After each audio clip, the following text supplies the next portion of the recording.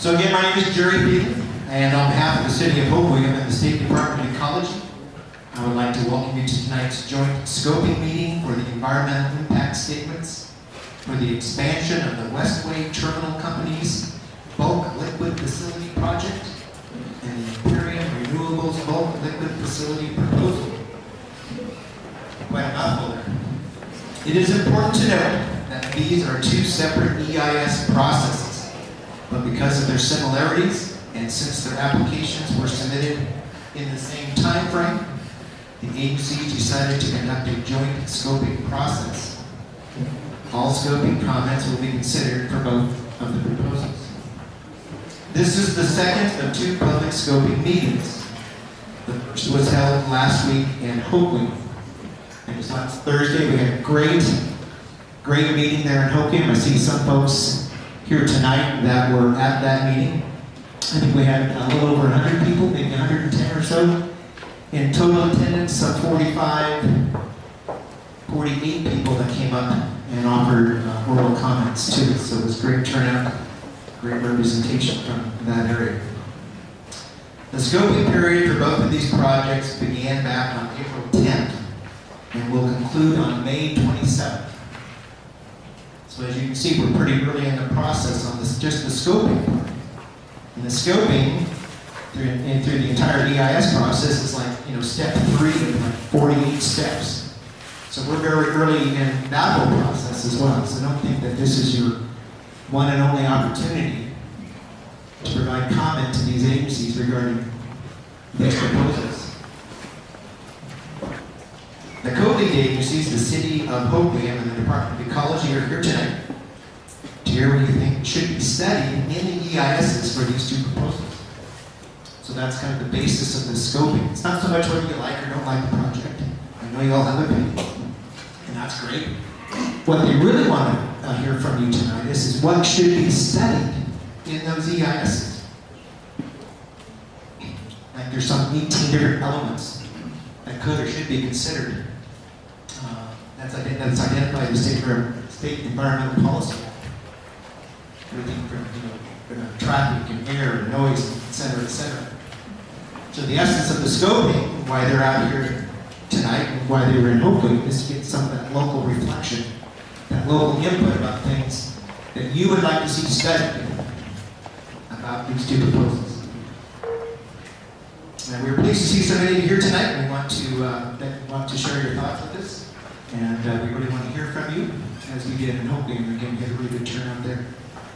We put the word out in various ways about this scoping process and tonight's meeting, beyond the required legal ad.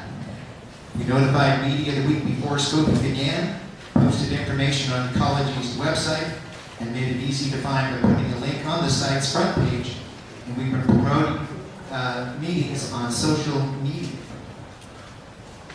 In addition, we have notified people who signed up as being interested in this issue, and we reached out to organizations, tribes, and local officials. Up on the stand here today is Paula Ehlers, the manager with the Shorelands Program at Ecology, and Brian Shea, the city administrator for Hopewood. They are managing the EIS processes jointly and will be listening directly to the comments tonight. Now, coming up here and speaking into the microphone, which can be intimidating for a lot of people, myself included sometimes, is not the only way for you to make your voice heard. When you enter the facility, you may have picked up some materials, including a handout that describes all the ways that comments can be accepted.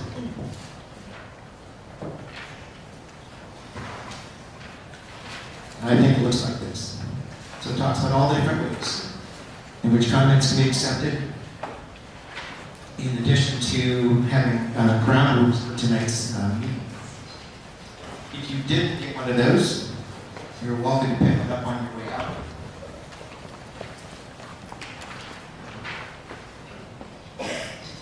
Trouble with script, you can lose your place.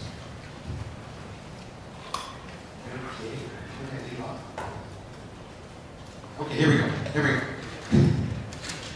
So throughout the comment period, you can make written comments online as well. The link to the web form is included on the handout. There's also a mailing address where you can send in your comments that way, if that is most comfortable to you. All the ways are included on the handout. Again, that's available at the welcome table. But it's important to note that all of the comments that are received by all of the various ways in which they can be submitted will be given equal consideration. So whether you speak here tonight, you write your comments on the form, get sent in, you do it on the web form, it doesn't matter. They'll all have equal consideration. Your comments will be used by the code leads as they describe what to include in EIS. I'd also like to note that the code lead agencies have already identified several areas for discussion in the EIS. And those are listed on the display board in the other room, as well as in the determinations of significance, which is available online. So let's talk a little bit about the format for tonight. If you would like to speak, and if you've signed up, we're going to ask you to come up here to this podium, the microphone.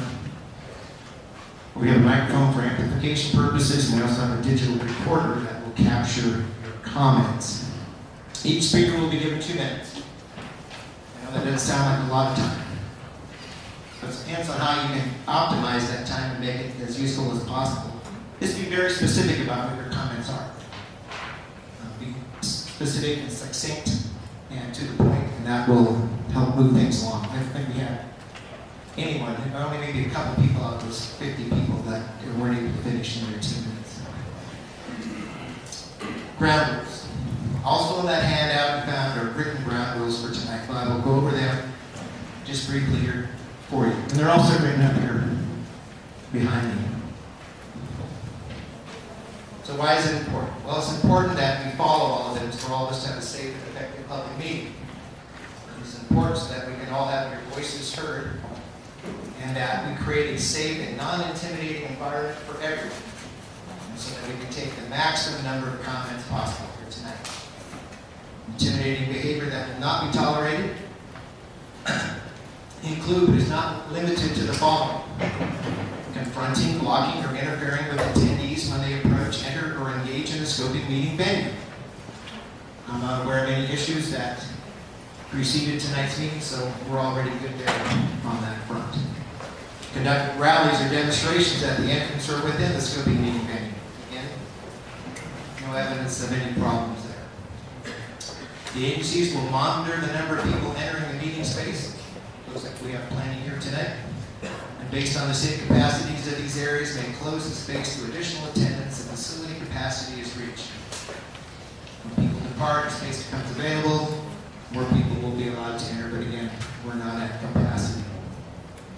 The agencies are committed to providing a safe and effective public meeting. Provide everyone an opportunity to speak safely. We ask for your cooperation. Some actions are prohibited because they create an intimidating atmosphere or reduce the overall time allotted for people to speak so that fewer people are able to provide comments. And that's why we're here, so that you all have an opportunity for those that want to come up and make comment. So some of the do's and don'ts. Again, this is on the handout and on the chart behind me. The first and probably the most important one is a do. We do want you to respect the rights of others to have an opinion. You may not like their opinion, but we're going to ask that you respect the right for them to have an opinion, even if you don't agree with it. We're going to ask that you do not clap, cheer, or jeer. What worked very successfully in Homewood and in other venues is signs of silent expression of support or opposition, like a thumbs up or a thumbs down as we had speakers come and go. Folks really kind of got into that and showed their support in that way. Use of silent clapping and jazz hands kind of thing. Again, people kind of welcome that approach, and they're using it already in fact. Overachievers. So do not confront, block, or interfere with others. If you have a small sign, you want to hold it up, show support, that's great. Just if you're holding it in front of someone behind you, don't keep it up for a long period of time so that you're continuously blocking your view. That's fine.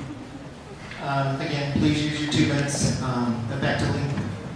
I'm going to bring actually one of my own ground rules because I have a timing device that's going to flash a light and it has an audible sound at the end of 2 minutes. So I guess it's not good for me to break it, but hey, I have to do it. So when I set the timer for 2 minutes, it's going to lightly flash a white light for the first minute. When you have 1 minute remaining, it'll flash a red light. and then there will be an audible sound at the end of the 2 minutes. If you're still in the middle of your sentence, I'll give you a few seconds. I'm not going to pull the microphone out from under it. I'll give you a few seconds. 20, 30 seconds to wrap up, but at that point I will ask you to wrap up and move on. The agencies reserve the right to close the meeting at any time if disruptions interfere with the opportunity for participants to make oral comments before an audience or if there is a safety risk. Okay, I think that is enough about ground rules. I'm going to call your name. I'm going to apologize in advance, so I'll probably mispronounce it. I've never been known to do a meeting where I didn't mispronounce at least one person's name. I'm going to call, when we get started, and we have some folks we're going to recognize here at the top of the hour, and we'll start with them. And then I'll start the general list, if you will. I'm going to call several names in advance, so we can kind of keep things moving. And we have some seats over here reserved for you all, kind of a ready room, reading room kind of a concept. So I'll call the first 2 or 3 folks. Come on down. When one speaker finishes, I'll call another person so we can kind of keep these chairs filled up. We can kind of keep things flowing and again get to as many of you that we need to get to. If you did not sign up, don't be afraid that you missed your opportunity. When I exhaust the list of all the names that are written down, I'm going to ask if anyone has changed their mind and would now like to come up to the front of the room and stand at this podium and have their 2 minutes. So, and likewise, some people change their mind after they've signed up and realize they don't want to come up. You can pass, that's fine. I'm not going to drag you up here if you don't want to. Okay. I have some folks I need to recognize. And our first couple speakers. We have some folks here tonight. They've asked me to identify. We have Bonnie is a candidate for the Centralia mayor. Bonnie, are you here? There she is in the back there. Thank you for being here. Appreciate that. John Elmore, Centralia Mayor Pro Tem. Thank you for being here. And Patrick Gallagher, Centralia Council. Thank you for being here. Appreciate that.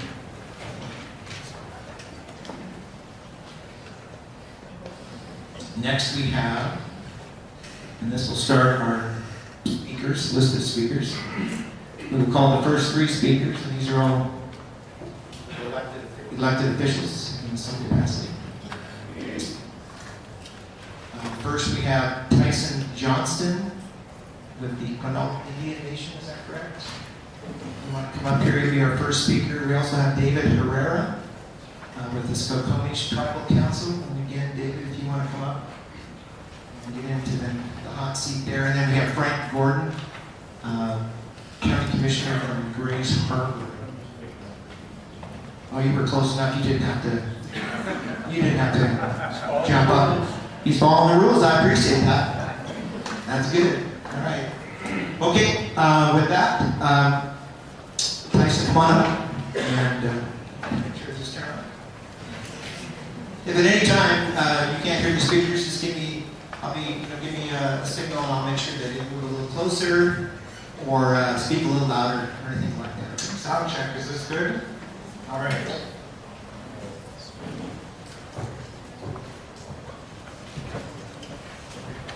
All right.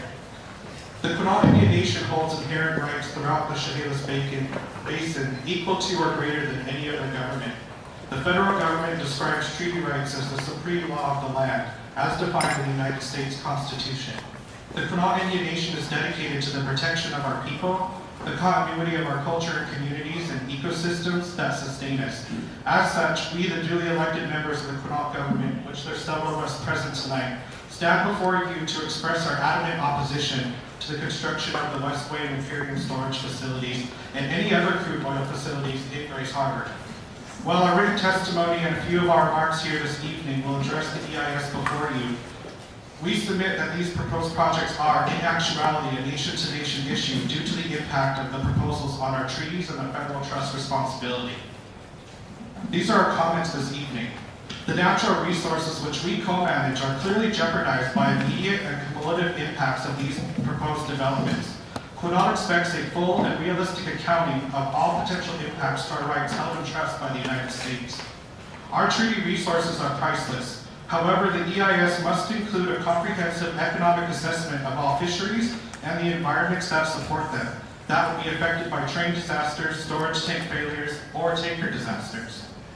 The EIS must consider the impacts of the millions of dollars invested in habitat restoration and natural resources management in the Chehalis Basin. It must analyze the value of jobs and economic impacts on tourism and a natural resource-based industry and economy. The EIS must address the increased risk to human health and safety from the repeated inaccessibility of all areas cut off from emergency services during train passage through the state of Washington. The EIS must examine the completely inadequate spill response and fire response infrastructure that currently exists in Grace Harbor County and realistically determine what is truly needed. The EIS must also address impacts to human health and the air quality of Grace Harbor and the rest of Washington State from additional trains, ships, and vehicle traffic, in addition to the potential crude oil fields. Quinault Indian Nation has many more comments that will be formally submitted in writing for this EIS process. I'd like to thank you for hearing my voice and including us in the scope. Thank you very much. And well within the 2-minute time. Next we have David Herrera. He'll be followed by Frank Gordon and then Brady Engvall. Thank you. My name is David Herrera, and for the record, I'm a fisheries and policy, wildlife policy representative for this tribe. Council can make comments. So the Skokomish tribe is a signatory of the Treaty of No Point, which was signed in 1855. The lands ceded include lands that are adjacent to the Chehalis Basin and over to the Capitol Forests. I've been asked by our tribal council to come and make some brief comments.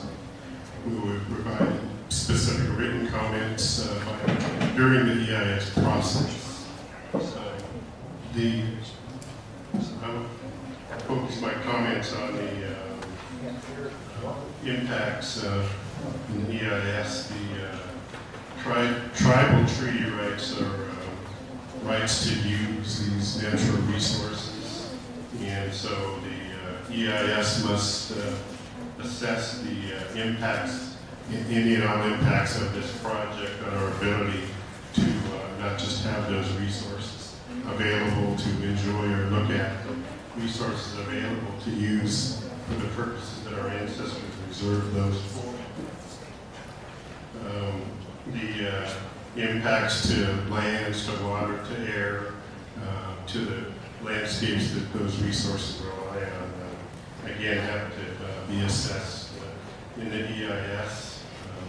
For many tribes, on the economic side, fishing is the cornerstone of many of our economies. The impacts of leaks or derailments or tankers sinking, or even just the cumulative impacts need to be assessed as well. The impacts on the tribal economy need to be considered as well. Thank you. Thank you very much. Next we have Frank Gordon. He'll be followed by Brady Engvall and then Tim Norgren. Frank Gordon, Grace Harbor County Commissioner. Thank you for having me here again. I spoke last time. First off, I want people to know I, as Commissioner, support the treaty rights of the people that just spoke completely. I also am a strong supporter of the rights of the marine resource people on our side too. My big thing I'm going to list today that I'm interested in, maybe some of you don't know, but we're worrying about rail oil. We had 2 cars go off the tracks today. They rolled over, they spilled rain. It could have been oil. Where they rolled over and went down, it could have been the explosive material from the crude that some of the crude is here. In the radius that the federal government shows that explosion would be, it would have reached safely. Times the safely is busy, there's a couple of people it could have devastated. What I'm going to ask for the protection of Aberdeen, Oakland, and the other small cities down on that, and our brothers and sisters in Centralia. It's in areas where we're in close to population centers that we built glass walls. That it's been done in other areas so that that train would have went over and we would have had an explosion or things of this nature, it would have kept from killing people. The rest of it, I'm glad there's a lot of people out here a lot more smarter than I am, but I support them, and I do really desperately think we do need glass walls. Thank you very much for letting me speak. I appreciate it. Thank you, Commissioner Wood. Next up, we have Brady Engvall, followed by Tim Nordgren, and then I'll have to think about this next thing. Go ahead, sir. I'm Brady Engvall, and I live in Westport. I'm a retired shellfish farmer, and I have some real concerns about the oil by rail coming to Grace Harbor. And my biggest concern is the economic basis of Grace Harbor County and Pacific County. You got to remember now, when you have an oil spill, it's not just Grace Harbor, it's also Willapa and also the coast. Over 30% of the economic value in Grace Harbor County, our economic engine, is marine resources, and the same holds true for Pacific County. My biggest concern that I want to address the question to the DOE is that the Canadians are looking for a place to transport their oil. Now this tar sands oil, the short term for it is dilbit. Dilbit is a type of oil that has to be thinned in order to be transported and pumped. So what happens when you have a spill, and spills are inevitable, what happens is the diluent, or that material that thins this, evaporates or gets into the water. And then we have like tar, and it goes to the bottom. The problem with that is that everything that's designed to clean up oil is designed to clean up oil that flows. So I'd like to say that Senator Maria Campbell had a hearing, and out of the hearing came the Coast Guard admitted that there's no way to clean up tar sands oil. My question is, would you please take this into consideration? What we want is a cleanup plan that is peer reviewed, that is active, and that we have active people on site at all times if this oil ever comes to Grace Harbor. Thank you. Thank you. Next we have Tim Nordgren, and he's followed by, I think, again, Mark Weir. Pretty close. All right, Mr. Nordgren. My name is Tim Nordgren. I'm a union laborer. I'm a member of the labor, as a member of the labor movement, I'm concerned about sustainable jobs and the right to workers, and things like collective bargaining and a livable future for our families. While it may not be in the scope of this impact study to consider that some of the parties pushing for oil exports are the Koch brothers and the American Legislative Exchange Council, or ALEC, who have authored the right to work vote for less bills and push them state to state, that they're behind some of the most environmentally destructive bills to come out of our government, including attempts to defund and dismantle the EPA and other oversight agencies, which could be this one or any other state by state and federal level. I do believe it's reasonable for you to consider that in the wake of this exodus of American jobs to Asia, to the Asian sweatshops, There's been a parallel transfer of industrial energy use from. A little louder, please. There's been a parallel transfer of industrial energy use from well-regulated factories here to those in Asia, which unregulated produce a great deal more carbon. If you look at Shanghai in the picture here, check out Shanghai sometime. Thus, it increases the greenhouse effect and pushes a spring toward perhaps irreversible climate change cycles, which will affect the environment in extreme and unfathomable ways if left unchecked. So I urge you to consider in this the full impact of the proposed exports, not just on the rails, all the way, the entire route, where there are summer wildfire hazards waiting to happen where we live. It's LA, Washington is just, there's two ways out, they both go down toward the track, so basically losing our house within 4 miles of that exploding with gorge winds, that's a big deal. Consider that, but also consider that when it gets to Asia, it's going to be burned there, it's not going to be regulated, so what's the impact going to be on the world in general as well as coming back here directly? Great, thank you very much. Denmark Ware, and then Peter, is it Cornelissen, and then Joyce Barnes. Go ahead, sir. I'm Denmark Ware, science teacher in Vancouver. Okay. Once more, we propose alternatives in the Pacific Northwest find ourselves stating that local officials, county, city, port, and corporate, do not exist in isolation and may not make any self-serving decisions that occur to them.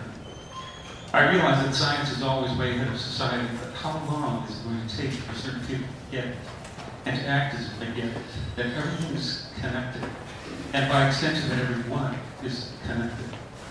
Do supporters of these oil terminals really think that we in Vancouver, for example, have nothing to say about what is done in Oakland or wherever else?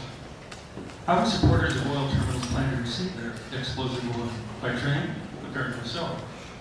And would those structurally unsafe trains pass through my hometown, beside my neighborhood, within explosive distance of our schools?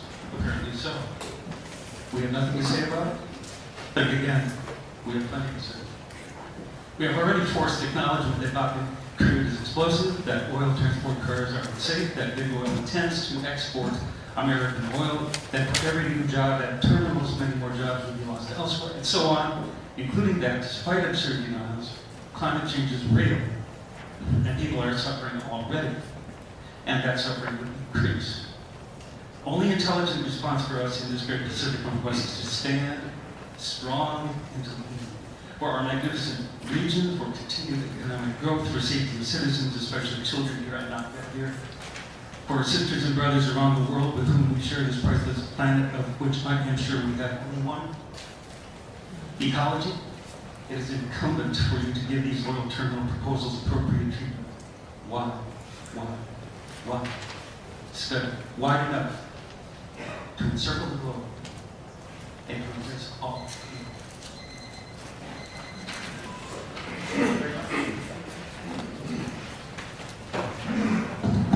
Next we have Peter, then followed by Joyce Barnes, followed by Larry Kirchner. Thank you for the opportunity to speak tonight. My name is Peter Cornelissen. I work for Friends of the Columbia Gorge and live in Hood River. I'm here with a number of other people tonight from the Gorge. I listed some specific concerns in the written comments, but my main concern that I want to pass on is that in the Gorge, the threat of an oil explosion could basically emulgate the entire Gorge. We've been doing a survey of all the communities throughout the Gorge, asking their emergency preparedness for an oil train explosion. And none of them, A little closer, please, a little louder. sure, none of them have the emergency gear, personnel training to respond to a fire that basically would be catastrophic. With the gorge winds at 30 to 40 miles per hour during the summer, a fire could easily spread from one side of the gorge to the other and burn us headed east for for tens and 20s of miles. As I said, there is a survey that's being conducted of all the gorge communities, and we can forward that information to you in terms of their emergency preparedness, but basically, there isn't enough Class B foam even in the city of Portland. Taking around 2,000 pounds of Class B foam that exists. Please consider that. Thank you.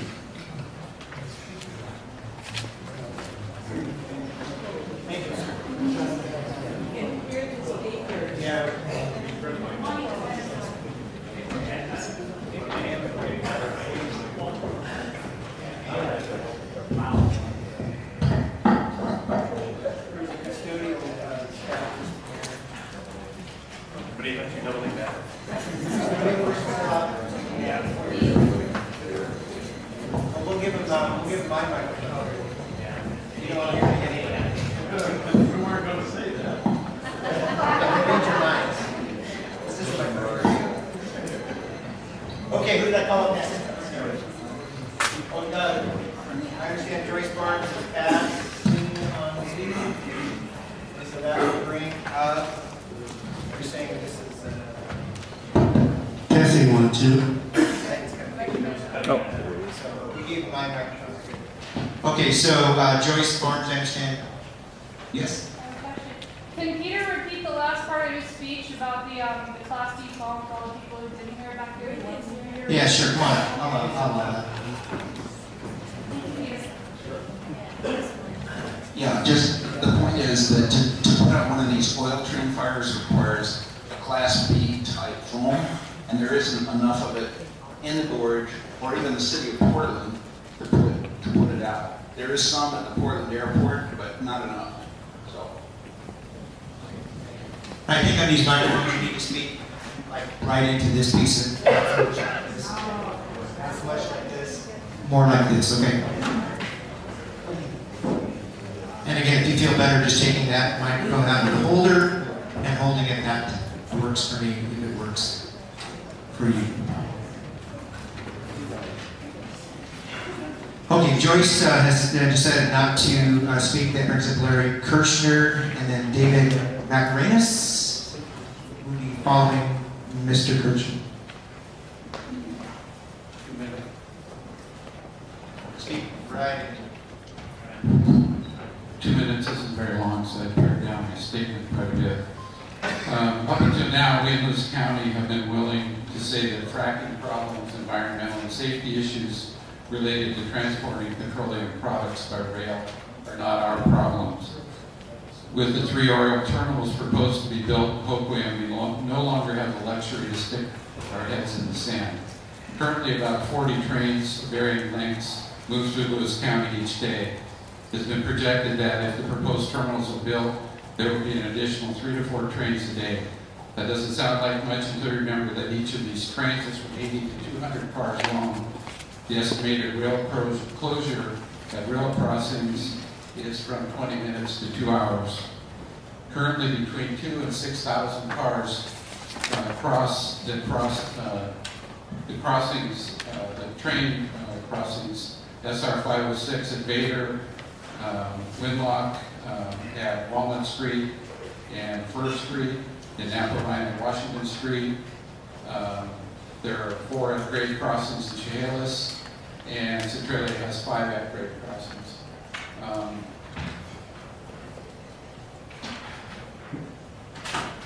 Being born on the wrong side of the track takes on new meaning now. I hope that no one dies while waiting for an ambulance to get across the tracks. I hope that no one's houses burn down while waiting for the fire truck to come across the tracks.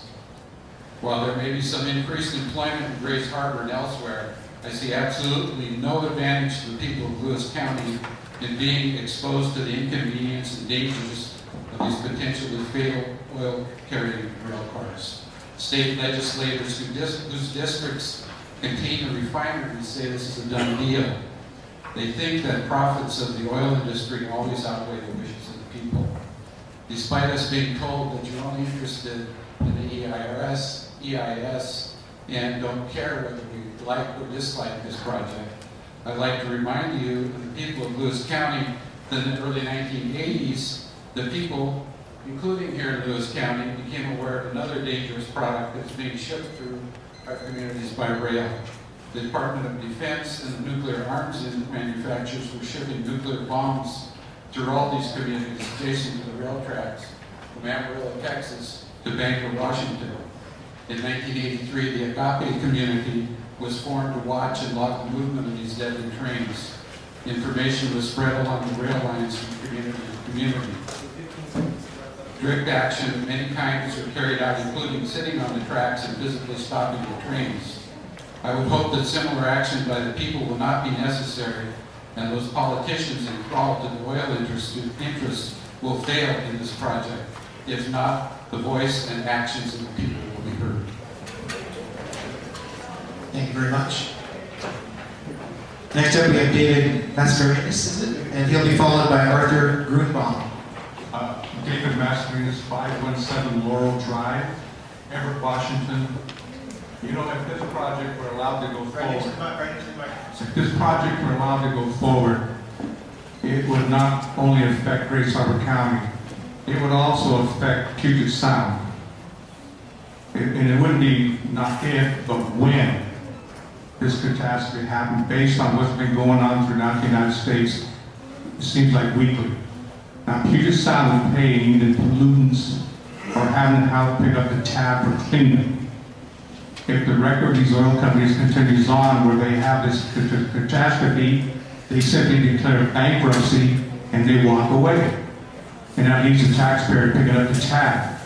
So what I'm going to ask is an EIS under environmental health, will you add that all applicants must provide a minimum of a $50 million performance bond to the Department of Ecology for cleanup or any other, for fires, anything that's currently listed under that environmental health regulation.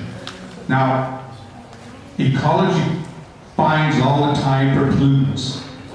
They collect fines all the time, but it's always after the fact.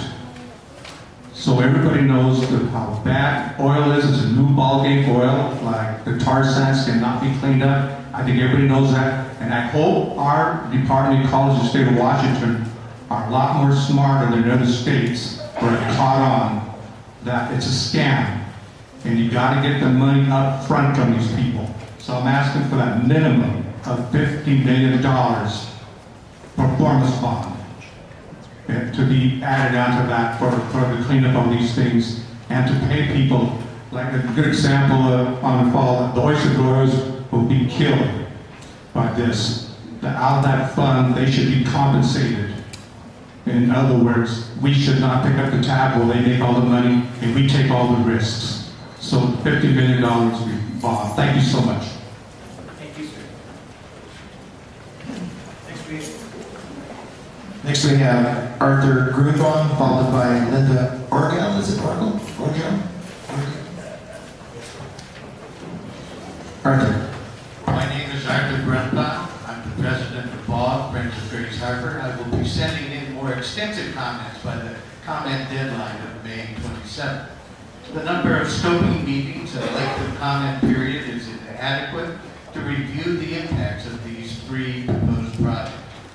The pathway of trains and vessels extend thousands of miles and affect the lives and livelihoods of over 5 million people along just the rail corridor. Please detail the regulatory justification that allows two co-lead agencies to place those people at risk by permitting the crude by rail proposals of Imperium, Westway, and ultimately U.S. development. In addition to the people who are at risk from either a spill, delays, or exposure, there are billions of other organisms which would find their lives at risk as well. For example, the total population of the western red knot has been determined to be roughly 17,000 individuals. Over 50% of that population stop over to feed in Grace Harbor.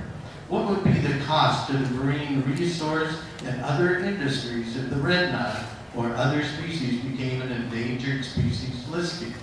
In addition to migratory birds, crude oil represents risk to threatened and endangered aquatic species.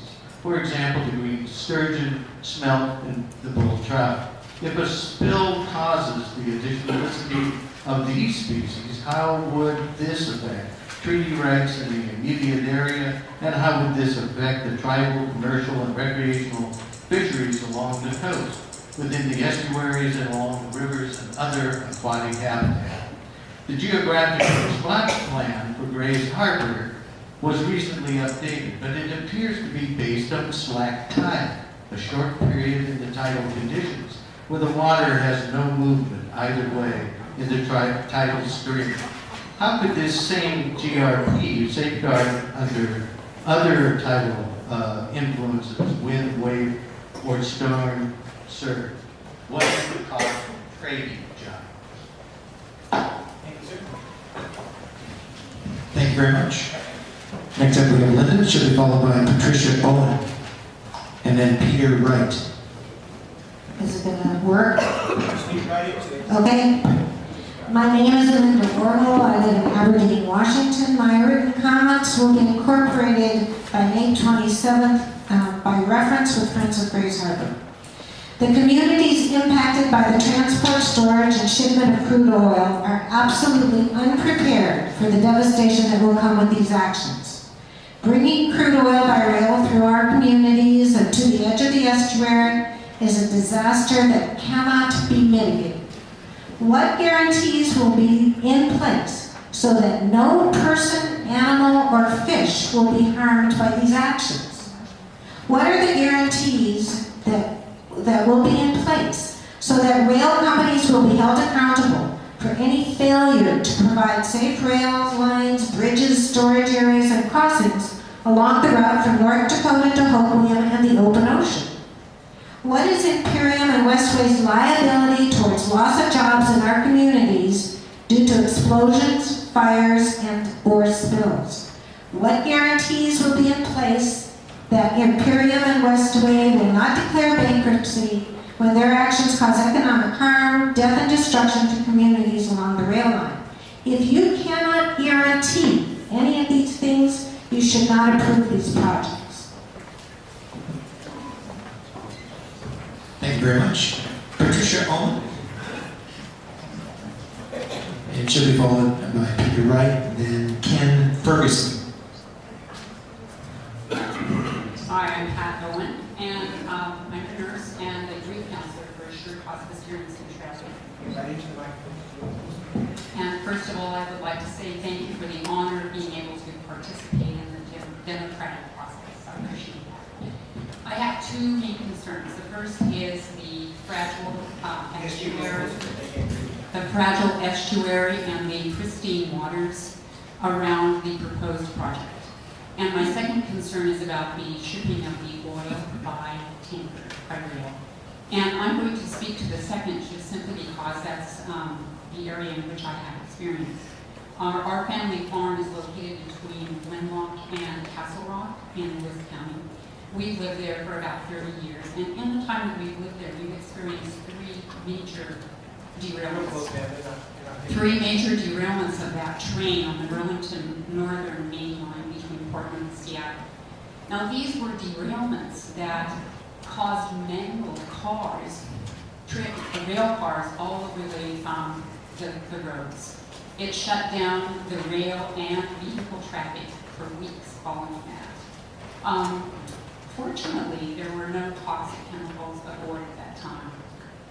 However, if you can just imagine if there had been one of the 102-car tanker trucks or tanker rail cars over a mile long that now traverse these rails in single lining tanker trucks or tanker rail cars, and each one of those loads carrying 3 million gallons of oil. 3 million gallons with the amount of foam required to extinguish that kind of blaze that is apparently available only in small amounts.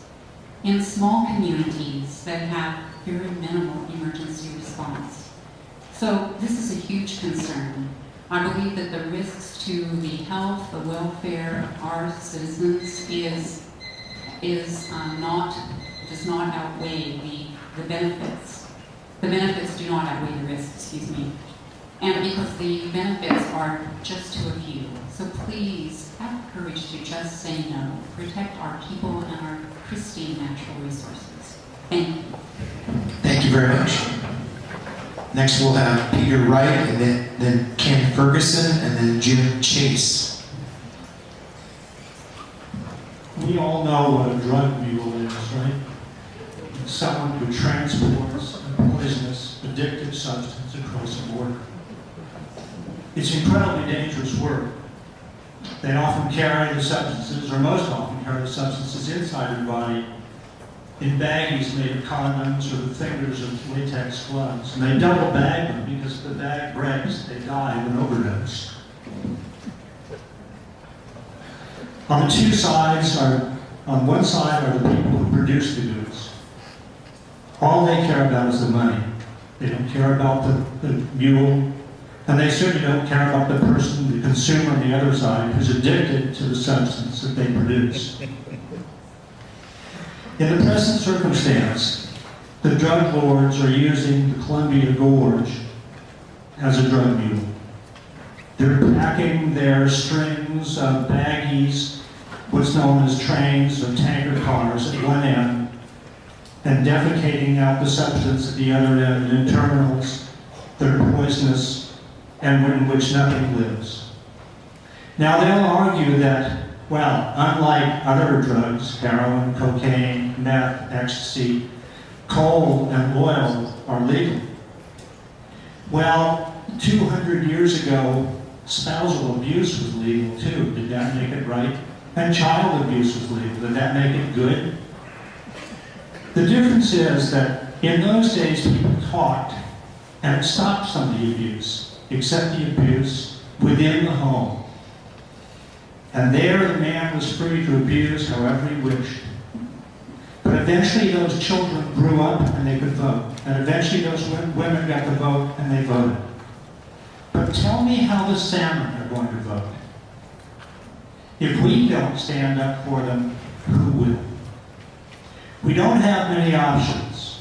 We can either join the abusers, we can stand silently by the side and let nature take its course, let God's will be done. We can speak and shout as we are now, and that will have some effect, hopefully. But ultimately, if he doesn't, we must do what those courageous women did in those homes of abusers, which is to stand between the abuser and the abused. Thank you, sir. Next we have Ken Ferguson, followed by Jim Chase, and then Peter Frothingham.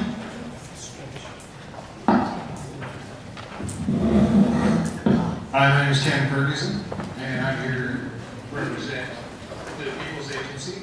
Right into the microphone. I'm here to represent the People's Agency. We were established yesterday in the lobby of the DEQ on 4th Avenue. We feel that regulatory agencies, particularly in Oregon, are not serving the public's interest. They are the Matador escape in which the brutal sword of corporatism emerges from to strike down public interest. So we have formed our own parallel institution, our own parallel structure to make sure that the will of the people has been heard. And we have dissolved the Oregon DEQ, and we are calling for a moratorium on all fossil fuel infrastructure construction or expansion projects. And we're also calling for an immediate halt to existing oil by rail transportation through Cascade. That includes Oregon, Washington, Idaho, everywhere from Bakken fields, including, this is all fossil fuels, including coal trains. So the People's Agency wants to, first of all, stand behind the Quinault Indian Nation in their adamant opposition to this program. And we also we want to see a global, comprehensive, programmatic environmental impact statement that looks at all these fossil fuel infrastructure projects, from tar sands to the LNG project at Coos Bay, including Utah tar sands and the entire western part of North America, and look at this as an entire proposal of fossil fuel development. Of course, we want this process to end right here. It's a waste of taxpayer money. People feel that, for decades we've been appealing to agencies we're supposed to regulate and protect us, and too many times there's been dirty games played with corporate money and interest hasn't been served. Fundamentally, we're opposed to all infrastructure development projects regarding fossil fuels, and we need to halt these bomb trains now before an accident does occur. Thank you.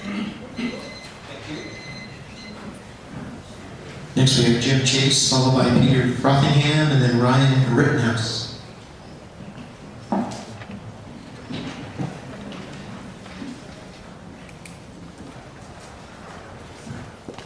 My name is Jim Chase, and I oppose the export of crude oil, coal, natural gas, and refined fossil fuel products, period.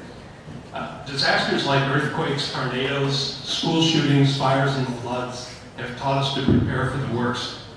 In offices, schools, factories, hospitals, buildings, and communities across the land, regular drills are conducted for just such purposes. The drills involve emergency responders up front, and they work to save lives and property. The scope of your review must include a requirement for such drills, not just at the proposed terminal sites, but at critical sites all along the route traveled by these train bombs. These trains will derail, they will explode and catch fire. It could happen in the middle of Spokane, Portland, Vancouver, or any of the other communities along the route. It could destroy the Columbia River for decades to come. Flashing back, I recall the Cuyahoga River near Cleveland catching on fire in 1968. With that, it earned the city of Cleveland and its public officials a devastating reputation for filth, pollution, corruption, and utter disregard for the public well-being. You're in the unfortunate position of being able to earn that same false reputation for yourself. Or you can become heroes who have the courage to say, not on my watch. Do the right thing, demand a broad impact analysis, require contingency plans and emergency response drills in advance, and if the proponents of the terminal and the emergency responders cannot demonstrate their ability to handle these disasters, deny the permits. Thank you very much. Thank you, sir. Peter Frothingham, Ryan Rittenhouse, and Richard, is it Strode, perhaps? Richard. S-T-R... Straw. That could be it. Go ahead, sir. Peter Frothingham. As I understand it, we're here to encourage you as to what should be included in the environmental review, and I encourage you to make that broad. I think you need to consider the transport of the oil trains from origin to whatever terminals are built. Along with other speakers, I think the terminals should not be built because I think if you do a thorough environmental impact study, you're not going to be able to find a way in which they can be built where public safety is protected, as other speakers have indicated. And I think that the flora and fauna also are going to be grossly affected. The thought of having an oil spill in the Columbia River or in the estuary of Grays Harbor means a devastation that, based on what happened in Valdez, is not going to be correctable no matter what is put aside to attempt to allow for that. Thank you. Thank you, sir. Ryan?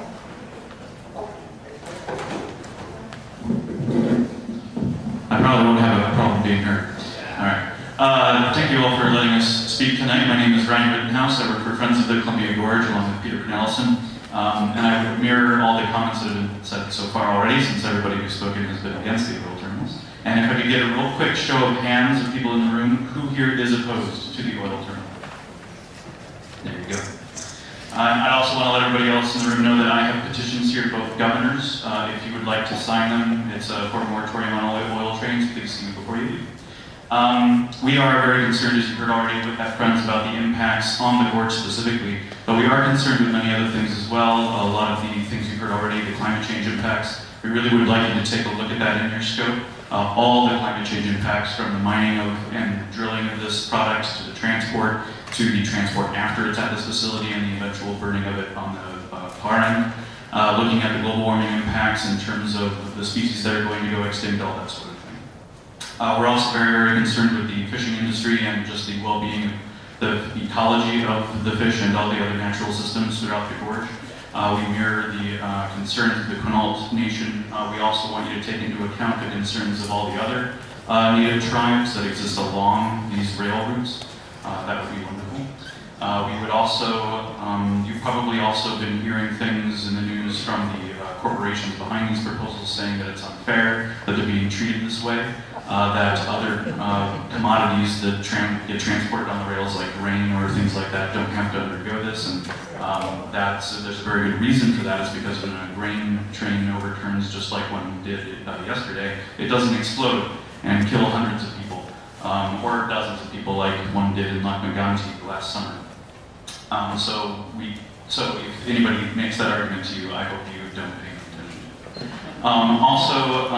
Since I take it you won't be able to restrict the kinds of oil that will be coming to this terminal, please consider the impacts of tar sands and all the other Canadian oil that any of these terminals could potentially receive. And also finally, my last point, this stuff, if it derails, it cannot be cleaned up. There is no safe way to transport this, at least not that we have seen yet. Every time a disaster happens with these products, it has unmitigated and unsolvable impacts on the local ecosystems. So please, under that light, deny these permits and don't let this through our communities. Thank you. All right, thank you very much. Next we have Richard Straw. He'll be followed by Marion Ward and Ben Bassett. Mr. Straw. Thank you. I'm Rick Straw. I'm a shameless businessman. I own 2 businesses within a couple hundred feet of the railroad. If an accident happens with this rail, it could severely affect my business. Just by having the increased traffic and the long trains will increase the noise pollution, the actual pollution, not to mention the danger, as I mentioned before, to my customers and my people. Now, looking around the country, Exxon Valdez isn't cleaned up. The Gulf isn't cleaned up. The spill from the pipeline in the Midwest isn't cleaned up. In fact, they're talking about, like the gentleman here, that oil is so bad that they can't clean it up. They're having trouble cleaning it up. And these companies want to endanger the whole Columbia Gorge, all the way up western Washington, all the way out to the coast and our coast, for profit, selling that oil to somebody else, not even us. Give me a break.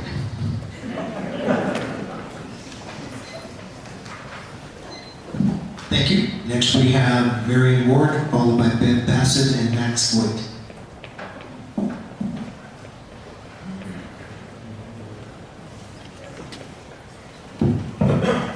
My name is Marion Ward. I live in Vancouver. And I'm very concerned about the proposed oil terminal plan for our city in Vancouver. Now I see that there are also 3 additional terminals being planned, 2 of which are the subject of today's hearing. It is absolutely imperative that the cumulative effects of all terminals being planned for the state of Washington be studied together, not separately. One cannot simply bury one's head in the sand like an ostrich and pretend that nothing else is happening in other areas. What effect will these oil terminals have on Vancouver and on communities all along the rail line? These projects cannot and must not be taken in isolation. For example, how many 1.5 mile long trains filled with Bakken crude would be traversing through Vancouver if all of the proposed projects become a reality? And how many at-grade crossings will be affected throughout the state? Since these projects would impact areas to the south and the east of the proposed sites, I urge you to also hold hearings in other areas, and that includes Vancouver. Issues that need to be addressed are safety of Washington residents and potential impacts on their health, impacts on estuaries all along the Columbia River, tribal treaty rights, adequacy of emergency response, as has been mentioned, marine vessel navigation impacts, volatility and analysis of crews being transported, safety of rail tank cars, adequacy of railroad infrastructure and capacity, impacts on Amtrak and other freight, financial responsibility for oil spills, which has already been addressed, and potential impacts to Grace Harbor itself. Thank you very much. So we have Beth Bassett, followed by Max, is it Boynton and Arnie Martin.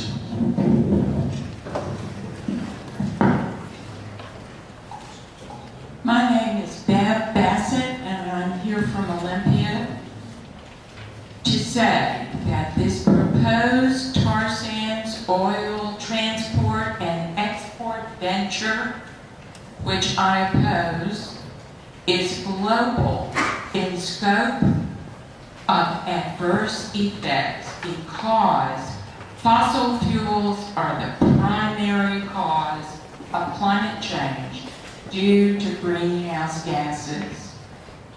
The truth about climate change is that it is as bad as anything can ever be. If we do not change course quickly, we will increase the temperature of planet Earth by 4 to 6 degrees Celsius, or about 10 degrees Fahrenheit, which by some scientific estimates could end life as we know it on planet Earth in as few as 30 years. This morning's Seattle Times describes horrible storms with deaths in double digits in the past 2 days in the southwestern United States. Unfortunately, with climate change moving into climate chaos, our future will look back on this time as relatively mild weather. Every year brings more extreme extremes: snowstorms, hurricanes, tornadoes, torrential rains with hail, flooding, landslides, mudslides, intense heat, and prolonged droughts.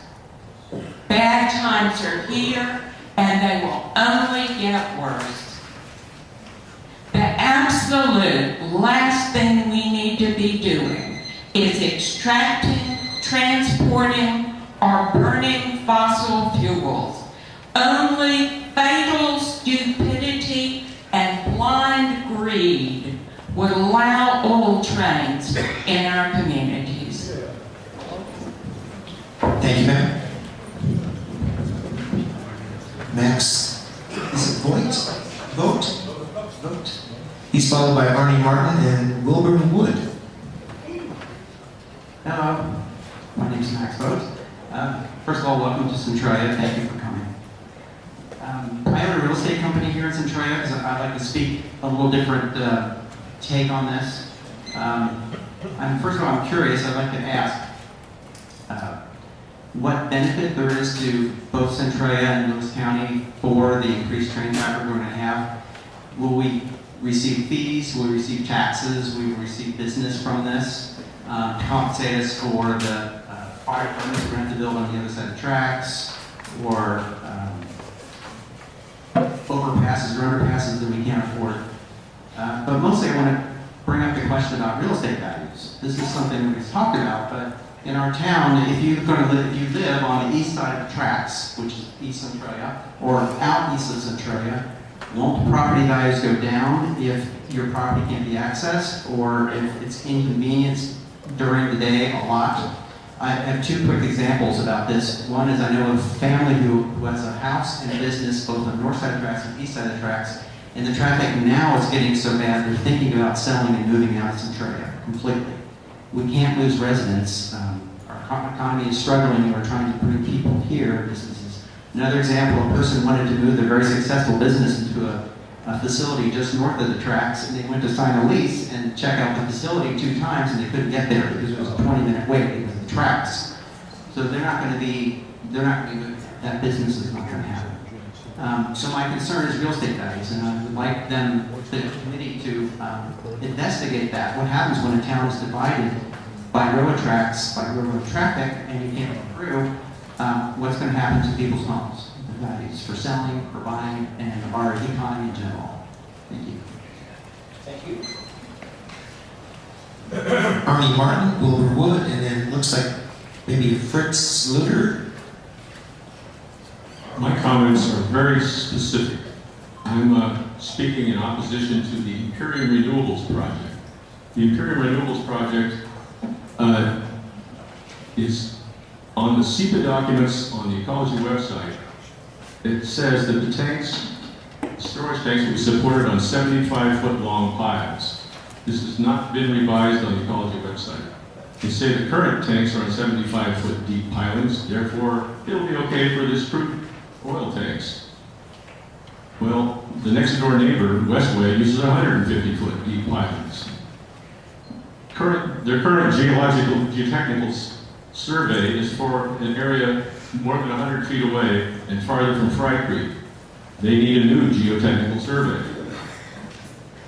Second item for this is, are there adequate emergency accesses for this very cramped area? This facility is sandwiched in between the current Imperium Renewables plant and Fry Creek. This area is the most recently filled, the least stable, and I believe the Imperium project is the least financially responsible project. I would suggest that this project should not be permitted, period. Thank you.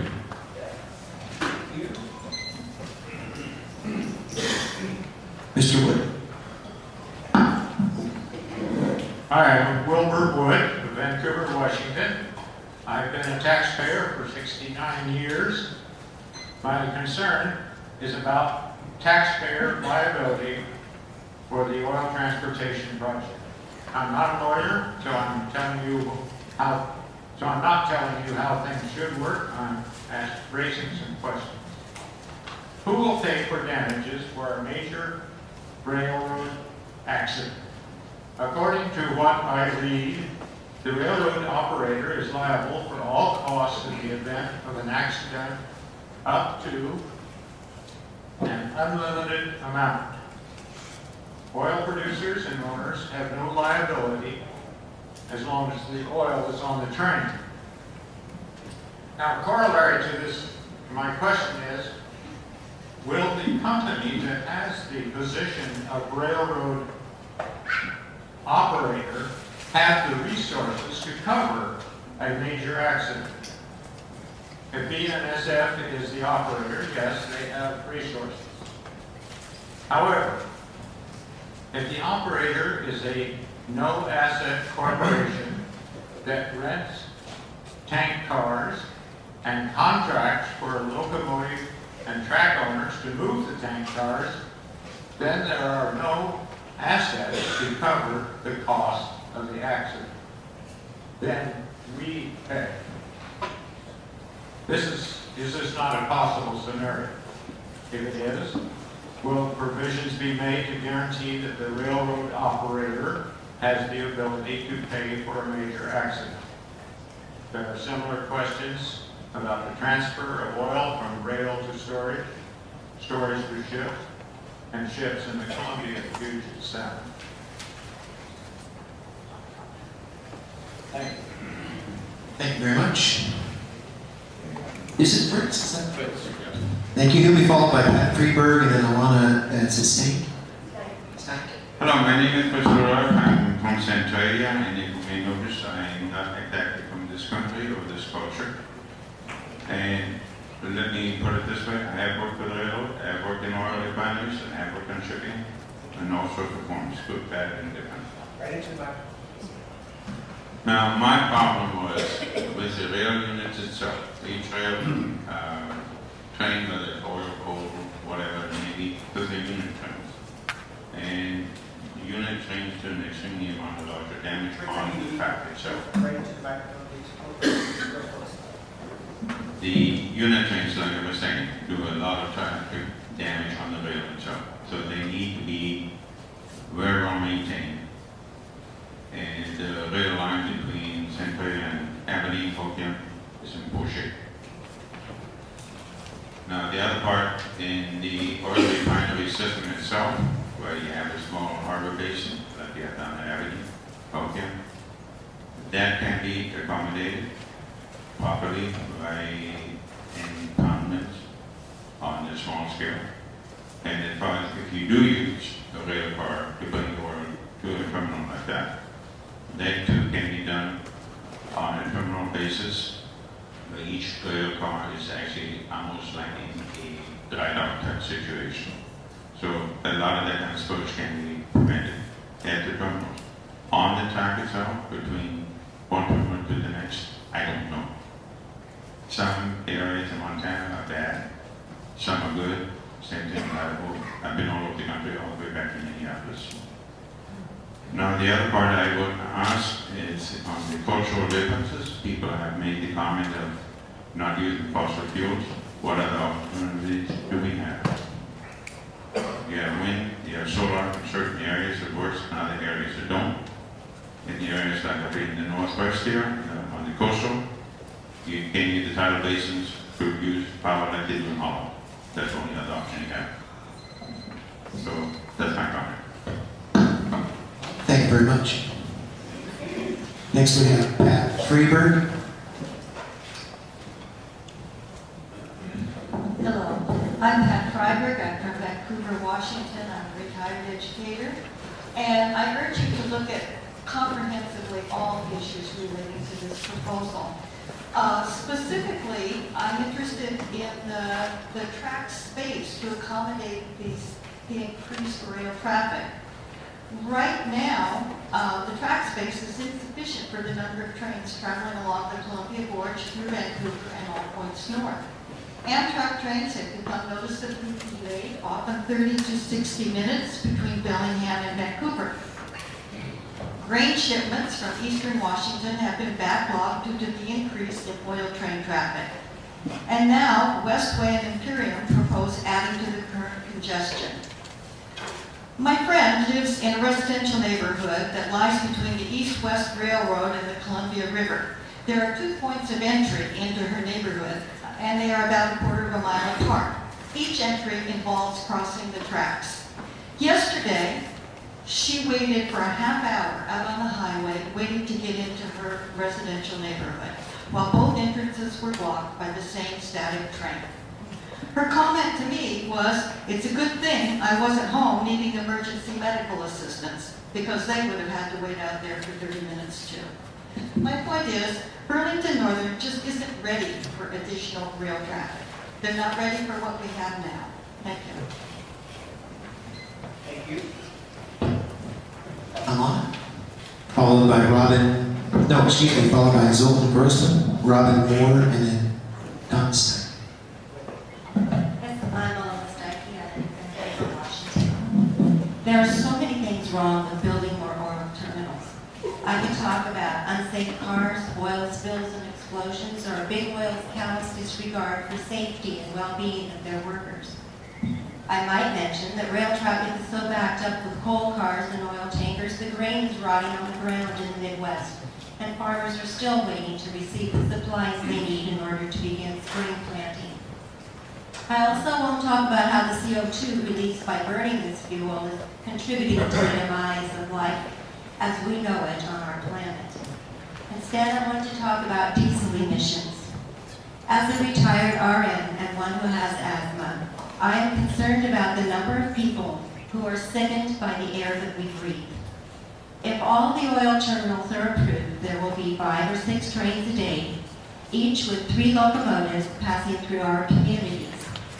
By the way, cars and trucks that use diesel are required to use the low sulfur fuel.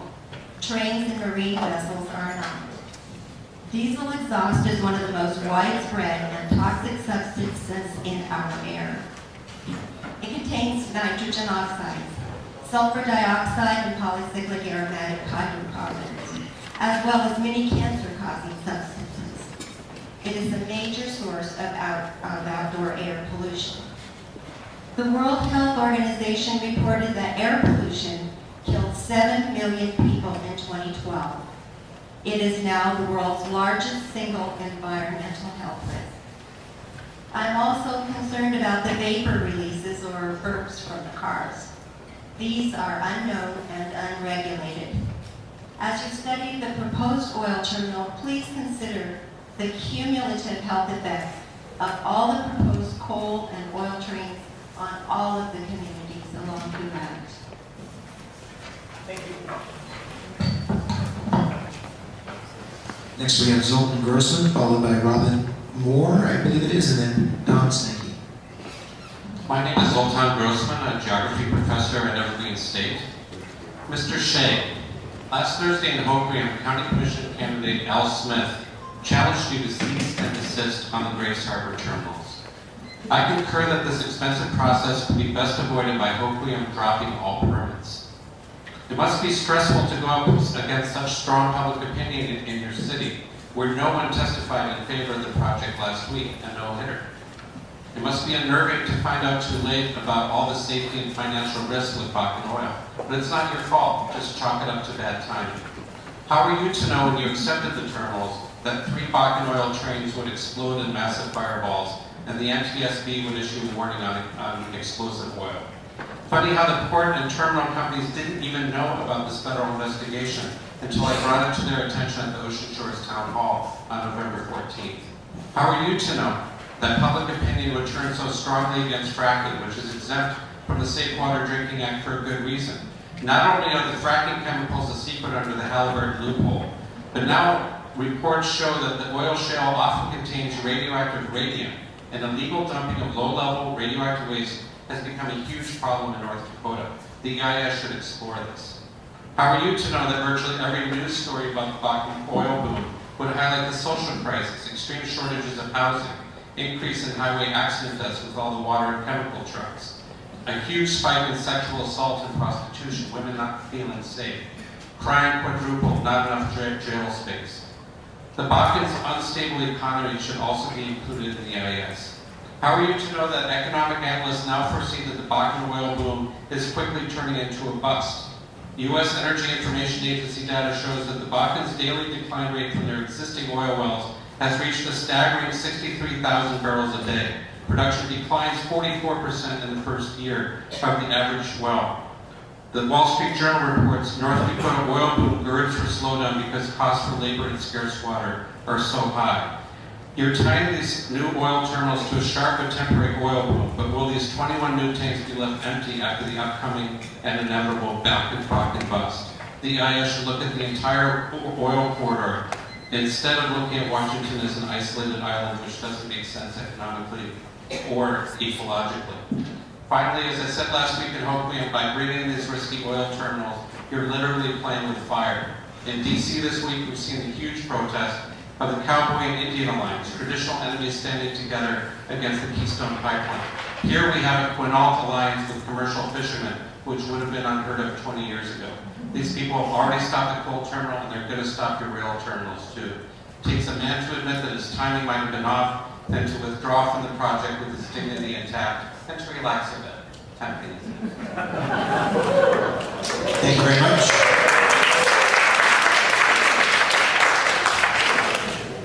Ground rules. Enough said on that. Mr. Moore. Yes, thank you. Oh, I didn't look up. My bad again. Well, that's a hard act. First thing I want to say is that when you all leave tonight, pick up a few more of these sheets and take them home and think about things throughout calmly at home, because you and your families are all part of the environment too. Just as much as a salmon or a oyster, how are these things going to affect your day-to-day life? Now my main comments are that I am concerned that no matter how rigorous and exacting regulations are crafted, there's likely to be too few inspectors to keep on top of things. Regulating agencies are continually being defunded. How can this condition be mitigated? Will the oil companies be able to be forced to fund adequate oversight for their operations? Might they also be able to buy the inspections that they desire? Please study the history of recent East ecological disasters, such as the chemical spill in West Virginia that caused all those people not to be able to drink their water, and the part that lax inspection played in that, and other things. Well, you all know a lot more than I do about all the things that are going on. And then imagine that in regards to this project. Thank you. Thank you. Mr. Senke, he's followed by Patricia Bellamy and then Sharon Miller. Hello, I'm Don Steinke from Vancouver, Washington. In January, the City Council of Seattle passed a resolution urging all jurisdictions to impose a moratorium on all projects which would increase oil train traffic in the state until all the safety and environmental impacts are studied and addressed. It doesn't seem like Skagit or Grace Harbor counties opened the email. Last week, Skagit County issued a mitigated determination of non-significance for a terminal there. Rail communities, you all, have 3 weeks to file an appeal. Last year, there were 4 oil train explosions, which killed 47 people. Because of that, the fire department of Vancouver submitted a 5-page scoping document. Ask your fire department to do that, regarding the oil trains proposed for the oil terminal in Vancouver. The City of Vancouver took the following actions. They submitted a 12-page scoping document. They asked the oil company to pay for an independent assessment of upstream emergency preparedness and risk assessment. They decided to become an intervener. And recently, they had come out in opposition to the oil terminal in Vancouver. FSEC recently made a scoping decision based on comments it received in Vancouver. I hereby ask DOE to start with the FSEC scoping decision for the Vancouver terminal and add the following. Study the climate impacts of the greenhouse gas emissions of the end users. Provide a risk-benefit analysis of this project for the entire state. Tell us who will pay for the evacuation sirens. Study the hydrogen sulfide. At first, it deadens your sense of smell, and when you think it has gone away, it kills you. I want all rail communities to pass resolutions saying you are unconditionally opposed to all projects which will increase oil train traffic through your communities, and ask Governor Inslee and all agencies to deny the permits for all oil train terminals. How will Governor Inslee know unless you tell him? We can't stop the trains, but we can stop the terminals. Don't go back to business as usual. Don't back down. Thank you very much. Patricia Bellamy, followed by Sharon Miller and then Anita Thompson. Hello, thank you for being here today. And here are multiple concerns. My name is Patricia Bellamy. As a retired RN, I cared for many critically ill people with heart and lung disease in my over 40-year career. I'm concerned that these multiple mile-long diesel oil trains pose many health problems. As you've heard, asthma is particularly a concern, especially in children. These toxic fumes cause many lung diseases. Heart problems and cancer are also a concern from these multiple toxins. The 24-hour trains cause noise pollution, sleep disturbances, and stress. These long trains can delay fire and ambulance vehicles. Delayed ambulances or fire trucks can be fatal. Derailments and explosion are known to occur. Who will pay for these health and safety problems? Not the train or the oil companies, but the citizens and the communities. This is a looming public health disaster. Prevention is the cornerstone in public health. I urge the EIS to include a separate study of all the health issues to citizens' community from Spokane to Grays Harbor. Thank you. Thank you. Next we have Sharon Miller and Anita Thompson, then Diana Gordon.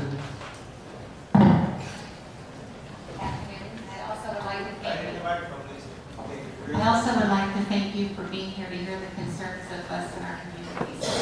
My name is Sharon Miller. I'm a retired juvenile probation counselor living part-time in Seattle and part-time in Vancouver.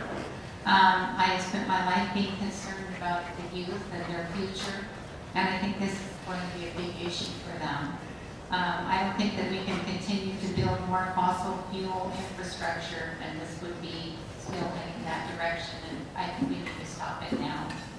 I would like to ask that the DOE conduct a cumulative study of the impacts of oil trains all throughout to travel from North Dakota all the way to Grays Harbor. And I also think that there should be a study of the climate impacts about what's going to happen when these fuels are burned and the end user emissions. So I thank you for your time, and I hope that all of the concerns that have been expressed here today come out in a comprehensive study. All right, thank you very much.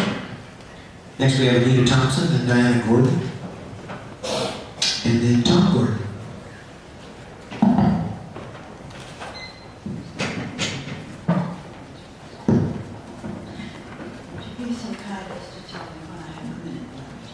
Yes, I will, ma'am. Thank you. My name's Anita Thomas. I live in Vancouver, Washington.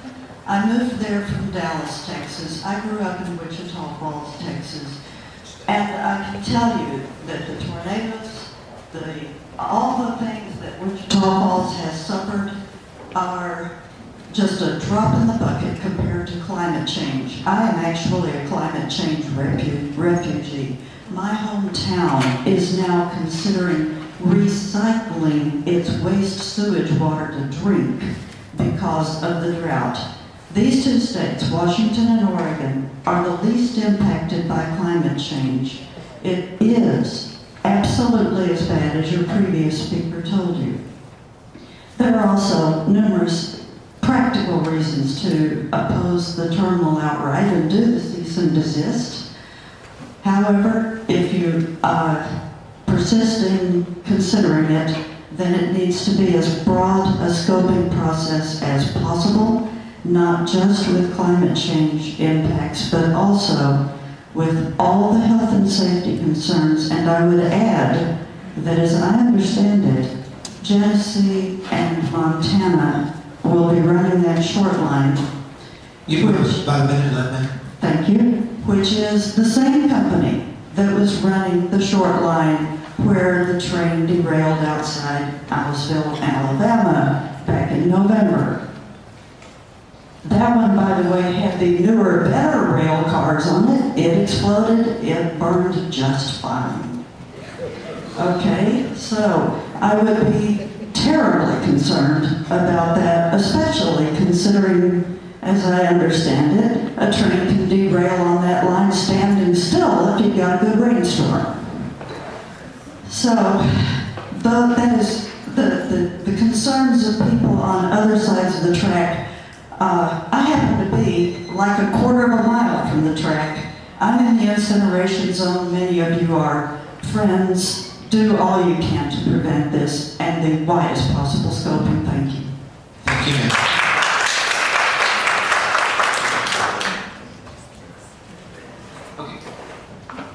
We're going to have Tom Gordon come up first while Diana escorts Anita. Welcome, Tom.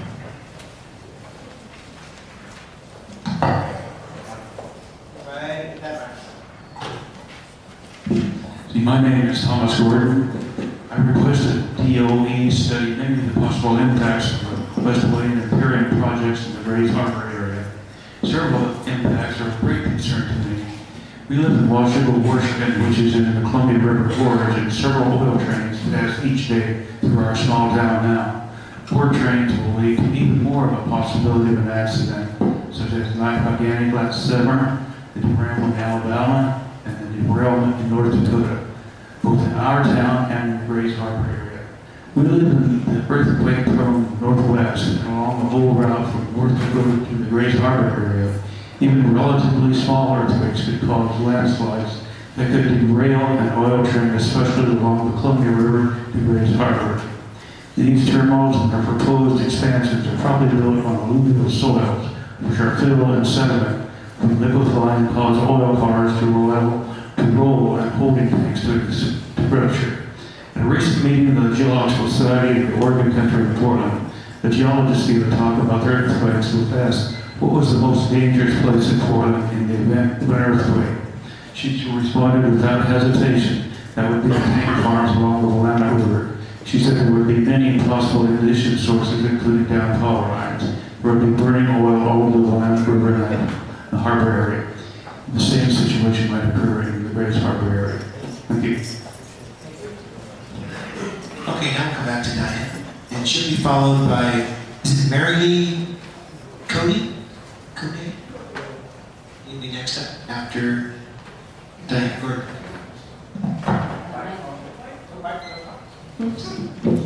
My name is Diane Gordon. I live in Michigan. Although we're far from the proposed oil terminals in Grays Harbor, I think they will affect us as well as the residents around Grays Harbor and in Hopewell. Although it's very self-serving, what I'm worried about is our property values. Trains to the proposed facility will add to the huge volume of fossil fuel rail traffic already proposed for transport from the Midwest and West to the coast. The largest, even though, in addition to these terminals, the largest oil terminal on the West Coast has been proposed for Vancouver. Two coal terminals have also been suggested for Bellingham and Longview, and the train companies have said that an accumulation of coal dust on the tracks can cause derailment issues.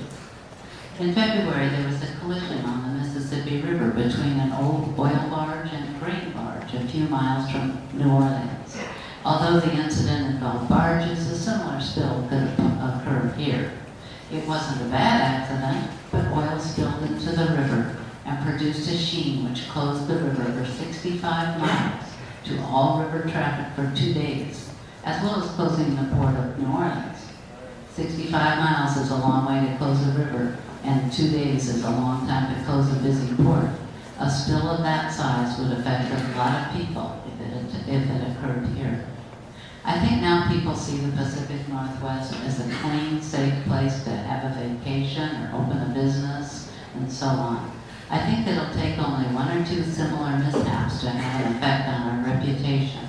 If we get a reputation as an unsafe area where hundreds of cars of coal and oil pass through the hearts of numerous towns daily, and where spills and oil leaks can occur, I fear will greatly affect the value of our home and other property all along the rail line back to North Dakota. I think it's extremely important to address the cumulative effect of all this fossil fuel transport on the property values of the nearby towns in your EIF.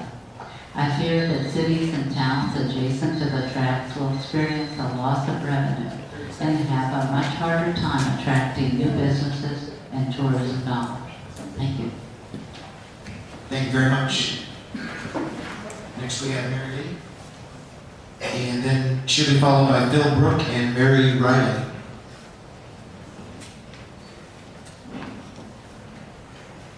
Now Mary Lee? Is this Mary Lee? No.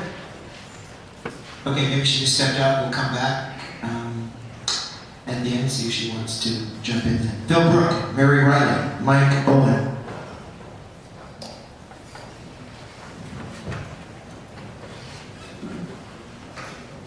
Good evening. I'm a little taller here.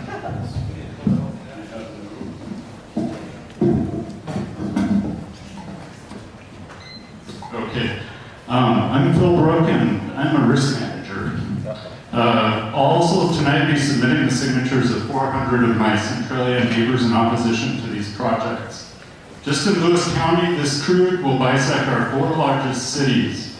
Centralia and Chehalis have 64 crossings between them. We have among the highest incidences of track trespassing in the state.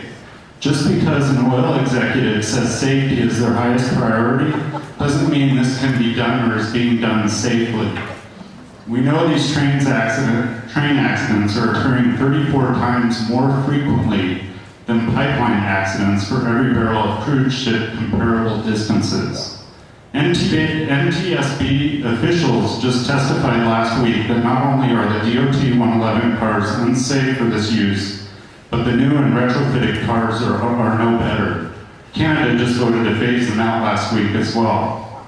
Carriers are finding the heat and vibration associated with the train trip are actually causing the refining process to begin en route, making the trains even more prone to ignition when they reach our doorstep, like a can of soda in your backpack. This train carries an NFPA flammability rating of 4, which is considered highly flammable with the flash point of a hot day in July as reported in the Chronicle. It should be nowhere near barbecues, smoking, sparks, or even static electricity. We know these tankers will emit tons of pollutants into our neighborhoods annually. They have to vent or they'll explode. Thermal imaging cameras are documenting this locally.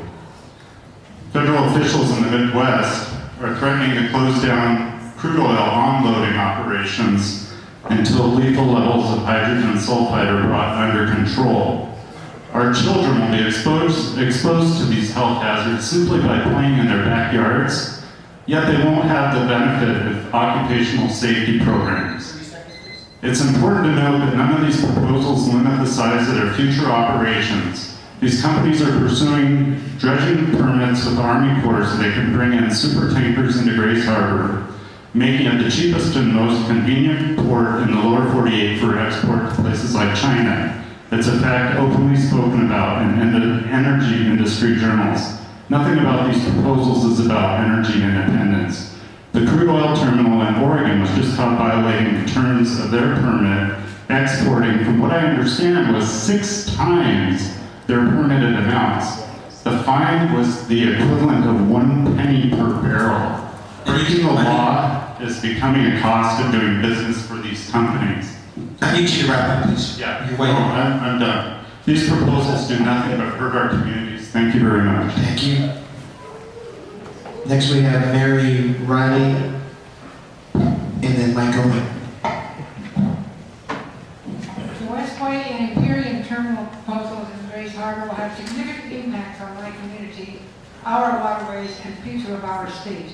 Scoping for the environmental impact statement should include an evaluation of cumulative impact of the proposed projects in Grace Harbor, Speak a little closer to the microphone. cumulative impact and increased risks related to these projects and other similar oil and fossil fuel transport projects across the region, environmental impacts including threats to streams, wetlands, fishing areas, shellfish beds, and migratory bird habitats. These threats should be evaluated along the entire transport route of the crude oil, from possible areas where the crude oil is sourced to Grace Harbor to where the crude oil goes from Grace Harbor. This includes threats of oil spills, air emissions, accidents, and the infrastructure updates required to transport the crude oil on the environmental resources. Risks of oil spills in our precious marine environment, increased vessel traffic, and the increased amounts of oil traveling through waterways. Community impacts, including rail congestion, that will impact accessibility between homes, businesses, emergency resources, and communities on both sides of rail tracks. Air emissions and related human health impacts. Threat of oil spill and accidents and their impacts to the local economy, human health, and safety. Climate impacts related to greenhouse gas emissions from the fracking, transporting, both by rail and marine vessels, as well as the refining and burning of this crude oil. My home matters. All right, thank you very much. Next we have Michael Owen, followed by Jillian Davis, and then Dave Dahlquist. I'm Mike Owen. I live just outside of Vader. My wife spoke earlier. Our farm is right on the Burlington Northern Main Line. We've had 2 major derailments permits right there on our property. One in 1984, one in 1994. And as I was thinking this morning, looking at these rail cars, these trains that go by our house every day now, a couple of them every day. My wife counted 102 cars on one here just the other day. If you look at these rail cars, the engines, behind the engine there is a boxcar. And on the engines on the rear, in front of that last set of engines, there's a boxcar. And then there's a whole string of oil cars between them. Why is that? Why would they do that? Do they know something we don't know? I mean, they're protecting the engines. They're allowing these the engines to get away from something that gets out of control. I'm really concerned. I've seen these cars ruptured laying on the road by my house. Fortunately, they were empty, so I know the situation. 60 of these cars contributed to the damage in Canada, where 47 people were killed. And after one ruptured and exploded, more of them started rupturing and exploding until there were 60 damaged cars. We've got to do something about this. Every time we come to these meetings, it's coal, or it's oil, or it's some other thing that they're trying to bring here. We pay all the costs. We give subsidies to these energy companies to extract these minerals, and they export them. We bear all the risk and all the costs. Thank you. My name is Gillian Davis, and I live east of the tracks in Centralia, also not a native Lewis County person. NEEIS predicts future damage that is likely irreversible. Predicted measurements are then used to regulate the amount of damage that is allowed. This process does not say no to predictable accidents and future damage. A referendum process would allow all residents to vote on whether the project has popular support. If so, then an EIS would be appropriate. My guess is that people would vote for an alternative proposal, one that creates production of clean energy and local jobs. Thank you very much. Next we have Dave Dahlquist, followed by, I saw this name on Thursday and I mispronounced it then too. Hargrove is the last. Hi, my name is Dave. I live in a small town in the Columbia River Gorge, right along the railroad tracks. I traveled here to talk to you about the risky, long-term dangers of oil trains. I understand this is about the economy, but frankly, it just isn't very smart. In the last 2 years, 5 oil trains have derailed or exploded. We are not in a place like North Dakota where there are long stretches of unpopulated land. Here the towns grew up on the Columbia River and the tracks. There are churches, schools, libraries, businesses, and highways, all within the 1-mile evacuation blast zone of the tracks. Moreover, these towns have no emergency first responders trained to handle an oil train derailment or explosion. The scope of the EIS statement needs to address the continued funding, training, and resources for emergency first responders throughout the Oregon and Washington and the Gorge, along with the entire length of the transport from the source to the terminal. The problem with our nation's oil dependency is that non-renewable resources are not sustainable. That might not seem to matter much right now, but I am 9. It matters a whole lot for my future. Projects like this not only continue the effects of climate change, they keep us headed for the disastrous consequences of peak oil. The scope of the EIS statement needs to address the climate impacts from source to burn. Thank you for being responsible with my future.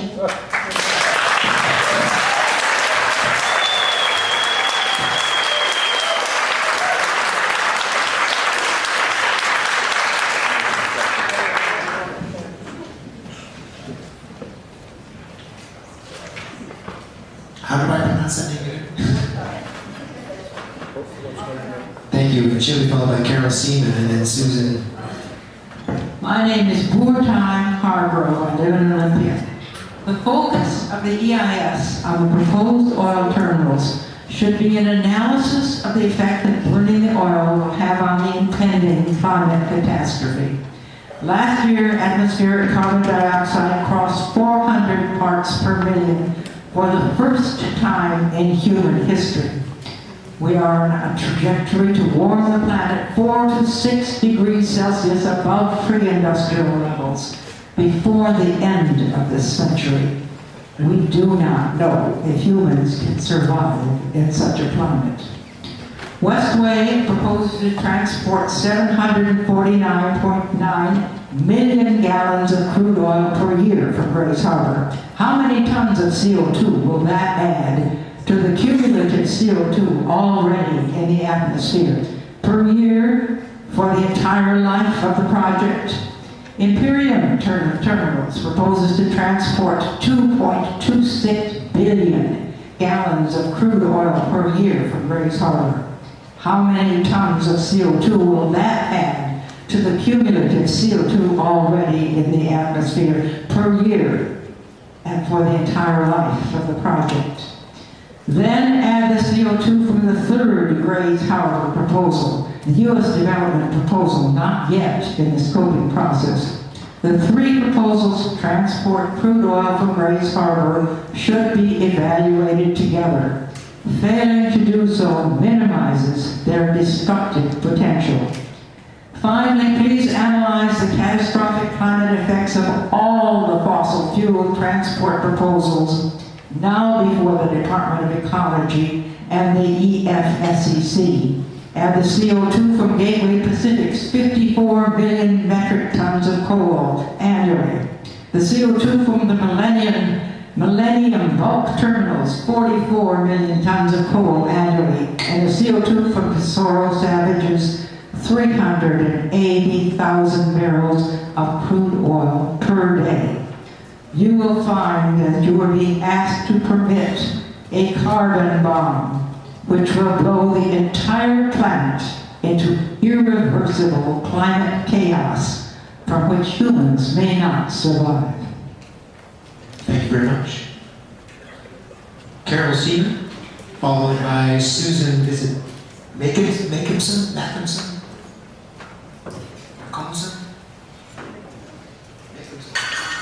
Yeah, that's a difficult act to follow. Good numbers. First of all, I want to preface my comment with I do call for a full moratorium on all crude oil by rail to the Port of Grace Harbor and through all the communities. This is the fourth time I have made public comment.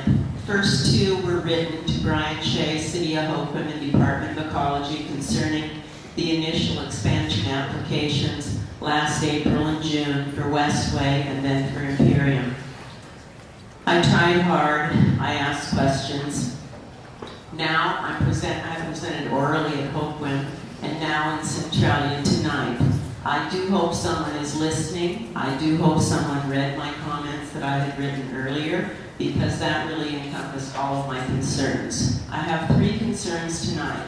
The first one is you must study the cumulative effects this expansion will have on business and property values in these communities poised to receive 133% increase in crude oil train traffic. Houses and properties are an individual's greatest investment. According to surveys from California, values could decrease due to this increased rail traffic and oil expansion from 30 to 70% in an already depressed area. Cost to risk. This will be a hardship with no more numbers needed. Secondly, I remind you also for scoping considerations in your emerging disaster response plan. Each 1.5-mile crude oil train will be carrying the same amount of oil leaked out of the Exxon Valdez spill in 1989. That's each train, all of which will bring 2.7 billion gallons yearly to Grace Harbor. Question carefully, how can this be scoped and mitigated? And Consider the cumulative cost to communities and who pays. How much did it cost to clean up Valdez? You must consider Imperium, Westway, and U.S. development together when scoping. It is reasonable to think all three form a kind of monopoly for potential danger on the rail and at the port, contributing to disaster when it does occur. Ask yourselves, who stands to benefit? Thank you. Thank you very much. Susan. And she'll be followed by Sherry Goulet, followed by Rhonda Hunter. Thank you. My name is Susan Bacon, and I'm in Olympia. And I am just going to quickly go through what I would like to see you doing scoping and then make some comments. Economics, Puget Sound, the health, the waters there, the bridge status and who pays for those bridges. Are taxpayers going to pay for the bridges to be upgraded so they can carry these oil trains? The air impact, the ground impact, the emergency impact. Are you going to move hospitals so that there's a hospital on each side of the tracks in these cities? The Columbia Gorge is a diamond in both our states. And you're going to put it at risk if you allow these corporate pigs to run more oil to be shipped overseas. I'm going to add my comments in writing on the scoping process, but I'm going to ask you to look at the social impacts of these oil spills. ExxonMobil, what did it do to First Nation people up in Alaska and Prince William Sound? They lost their incomes. Their alcoholism rates went way up. Their divorce rates went way up. It has never come back down. It has never been the same for them. The fishing industry did not return.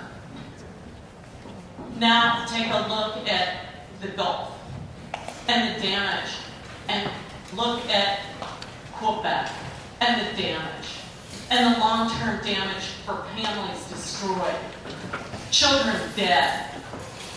And this is what we want for Washington and Oregon. Maybe 30 seconds, please. This is our state. These are our two states. We're the people in these states. ExxonMobil is not a citizen of Washington or Oregon. The Koch brothers are not citizens of our state. This is our state. It's a beautiful state. We don't want it wrecked. Thank you very much. Sherry Goulet, followed by Rhonda Hunter, and then Patricia Dickinson. My name is Sherry Goulet. I am a grandmother of 2 young boys, aged 7 years and 11 months. I'm also a retired teacher of 2nd graders. Those are also 7 years old. My comments address the health and safety concerns for my grandsons and for all young children. These young children are innocent and precious. If you ask them if they wanted to risk their lives and their futures so that this fracked crude oil could be transported and exported, what would their answers be? They cannot speak here tonight, but I can. The air emissions from the diesel used in the trains, the emissions from the storage tanks, and the danger of transporting this dirty and highly flammable crude oil in oil trains that are old and unsafe put my grandchildren and yours in danger. Evidence the explosion in Quebec, where 47 people were killed and 400,000 gallons, but actually no, 47 people were killed and the town was destroyed. Then there was the 400,000 gallon spill in North Dakota, and then the 200,000 gallon spill in Alabama. I could go on. Our children deserve better. Do not allow this project to be approved. I urge you to include the consideration of our children's safety in the EIS. Thank you. Thank you very much. Next we have Rhonda Hunter, followed by Patricia Dickinson, followed by, I think it's Ed Leclerc. My name is Rhonda Hunter. I live in Thurston County. The Westway and Imperial proposals in Grace Harbor would have disastrous impacts on our community, waterways, and Washington State's future.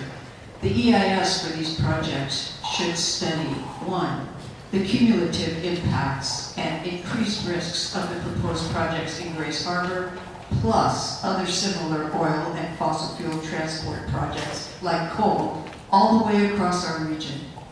2, the risks for crude oil. If we bring Bakken crude and Canadian tar sands oil through our state, the EIS should evaluate the risks, plus spill prevention and response resources needed. Bakken crude is more explosive, as we've seen in Canada and North Dakota, 3 oil train explosions in the last 6 months, putting our own communities and first responders at much greater risk. These are people. My own property borders a railroad track, and I personally heard a train accident that killed 2 people, seconds after a belated whistle at the railroad crossing. Accidents do and will happen.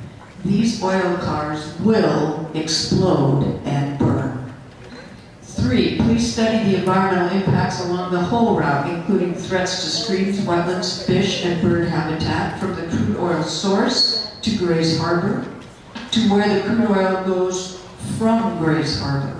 This includes threats of spills, air emissions, accidents, and last but most importantly, climate impacts related to the greenhouse gas emissions from the fracking, transporting by rail and ship, as well as the refining and burning of this crude oil in the U.S. or beyond. SEPA allows this consideration. Please include it in the EIS. Lastly, when you do scope this EIS, as people here have thoroughly and passionately requested, the only clear response will be to deny these projects, to protect public and environmental health of our state, not the profits from the oil companies. Thank you. Thank you very much. Next we have Patricia Dickinson, followed by Ed Leclerc and Mike, is it Pelly? I'm Patricia Dickinson. I'm the League of Women Voters, Washington Vice President, and I'm speaking on behalf of the League of Women Voters, which is a nonpartisan, statewide, nonprofit membership organization.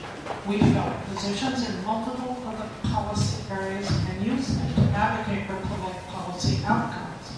Based on our lead positions supporting policies to assure the safety of communities, protect public health, and maintain environmental quality, LEAD urges that the project's environmental impact statements address the cumulative impacts on human safety and infrastructure, air, soil and water pollution from rail car derailment, multi-car collisions, oil spills, explosions, or fire. Traffic impacts of the proposal and the many other energy, transportation, rail proposals along the same routes, including delays to local and intercity public transportation. Possible impacts on marine waters in the event this product might be shipped by sea. Impacts of all the proposed crude oil shipments within Washington. And finally, likely impacts on the global climate footprint of these proposed projects. We request that you include these issues in the environmental impact statements. We believe a broad review of them would produce sound public policy supportive of the environment of the entire state of Washington. Thank you for the opportunity to comment. Thank you.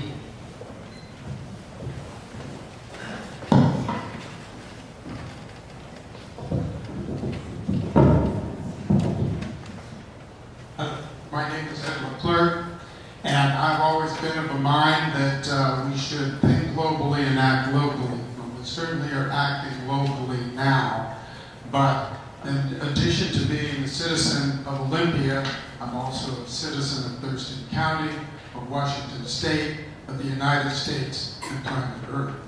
And I think that in looking at this environmental impact statement, I think that it should be broad in scope and should go all the way from fracking and removing it from the ground and what's used to get that oil out of the ground and its transportation across and down the Columbia Gorge, across Washington, and then out to the Sound, and from the Sound out to the rest of the world, where it is not used as frugally as one would hope, and not used in such a clear fashion as we are trying to improve our country's utilization of power too. And I think that it should be broad in scope, and that we should have a real feeling for all of the environmental impact, all the way to global warming, which is the ultimate end result of all of the processes from extraction to utilization, because the winds that raise the oil, raise it to environmental changes, blow right back over to us. And the winds are prevailing from the west to the east, and they're going to come right back from Asia and India, right back over to us in very short order. So think global. Thank you. Thank you very much. Mike Pelly. Thank you, Mike Pelly, Olympia. Take my glasses off so I can see what I'm reading. Thank you for taking my comments. We as a nation in the Pacific Northwest region do not need this type of commerce. Highly volatile crude oil being shipped through our area will be very inconveniencing to us in our daily lives and will make living in this region much more dangerous. Just one look at the oil train or pipeline explosions or ruptures found on YouTube is convincing enough that shipping highly volatile crude oil through such a seismically sensitive region such as ours is a very bad idea. I also object for other reasons. The type of oil exploitation used to extract this crude oil not only creates a higher amount of CO2 and uses more energy to extract than conventional types of crude oil drilling and extraction, but it will also leave behind oil bust towns from North Dakota to unused and highly polluted port infrastructure here in the Northwest, along with pollution in countless other communities along these rail lines. This represents some of the worst elements of the fossil fuel industry, an industry that has been killing our planet for 130 years. Its reign of terror must stop. We have viable alternatives worthy and ready at our disposal today. We are not seeing these alternatives being used as replacements because the oil companies choose not to.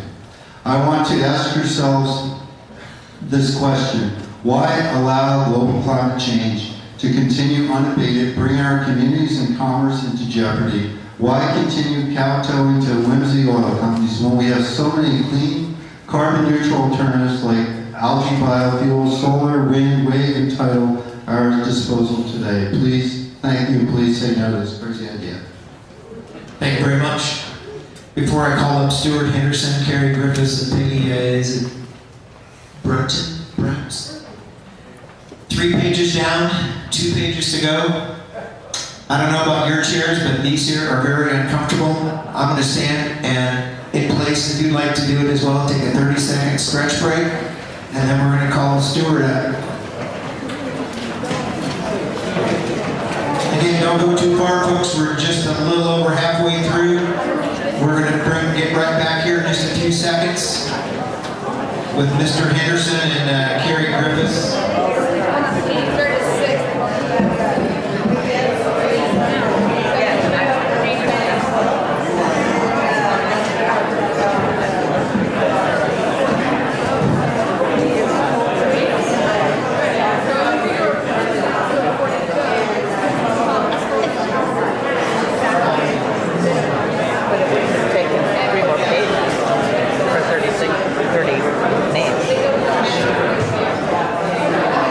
We're just about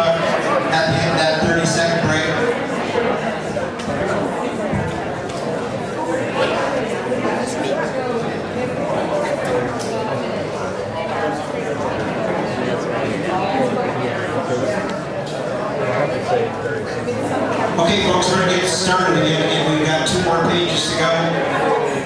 If everyone stays to their 2 minutes, we might get out of here by 9 o'clock. But as you can see, I've been a little lenient on letting folks go over a little bit. But again, I appreciate those who have stayed within that 2 minute time frame. And again, if you are not staying, if we can get you to exit the room or to take your seats so we can continue with the comment uninterrupted by sidebar conversations.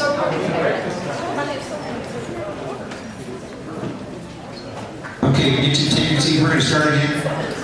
Again, thank you for allowing us to stretch a little bit. These plastic chairs are tough.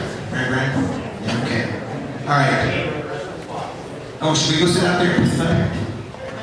Okay, again, we have Stuart Henderson, Carrie Griffiths, and then Peggy Bruton. Okay, those are the next three. Go ahead, sir. My name is Stu Henderson. I live and work in Olympia, spend time at Grace Harbor, and I have friends and neighbors who go to sleep every night in the oil train blast zone.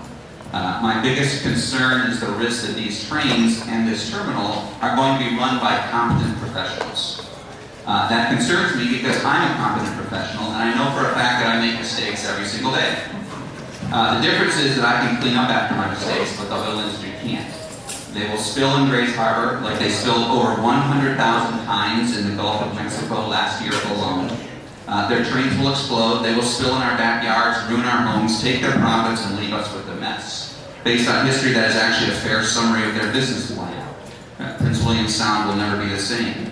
I urge you to include the following in the scope of the environmental impact statement. 1, cumulative impacts of all the different projects in the region. 2, economic impacts of spills on the rest of the economy across the whole route of these trains.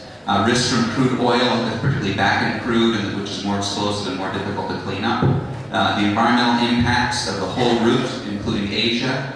5, a separate health impact assessment. And 6, the climate impacts from fracking and the methane that's released to combustion and the impact on climate change.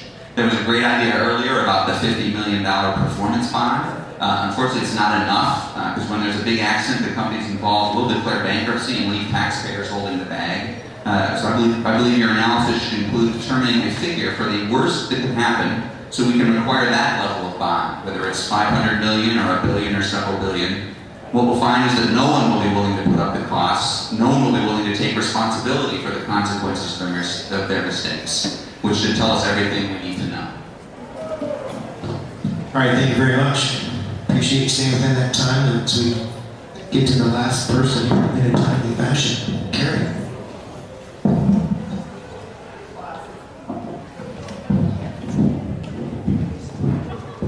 Hi, my name is Carrie Griffiths. I live in Auburn, Washington.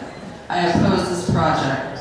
I know this hearing is about Grace Harbor County, but there are already oil trains in Auburn, and I'm sure my concerns are shared by others in Grace Harbor County. Auburn is a railroad community. We have a large rail yard in South Auburn. Most of our trains carry automobiles, grain, lumber, shipping containers. The Sounder commuter train also uses the tracks. Recently, coal trains and oil trains have been parked at the train yard. The oil trains are parked on the tracks next to a busy roadway and within walking distance of a child development center. I want the committee to consider the impacts in case there is a fire, what will happen to our community.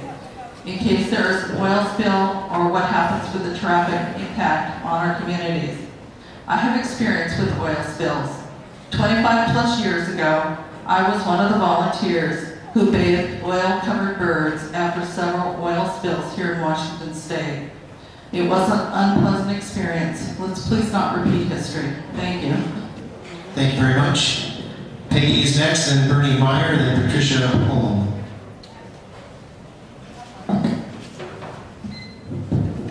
Good evening, my name is Peggy Britton. I'll be really brief.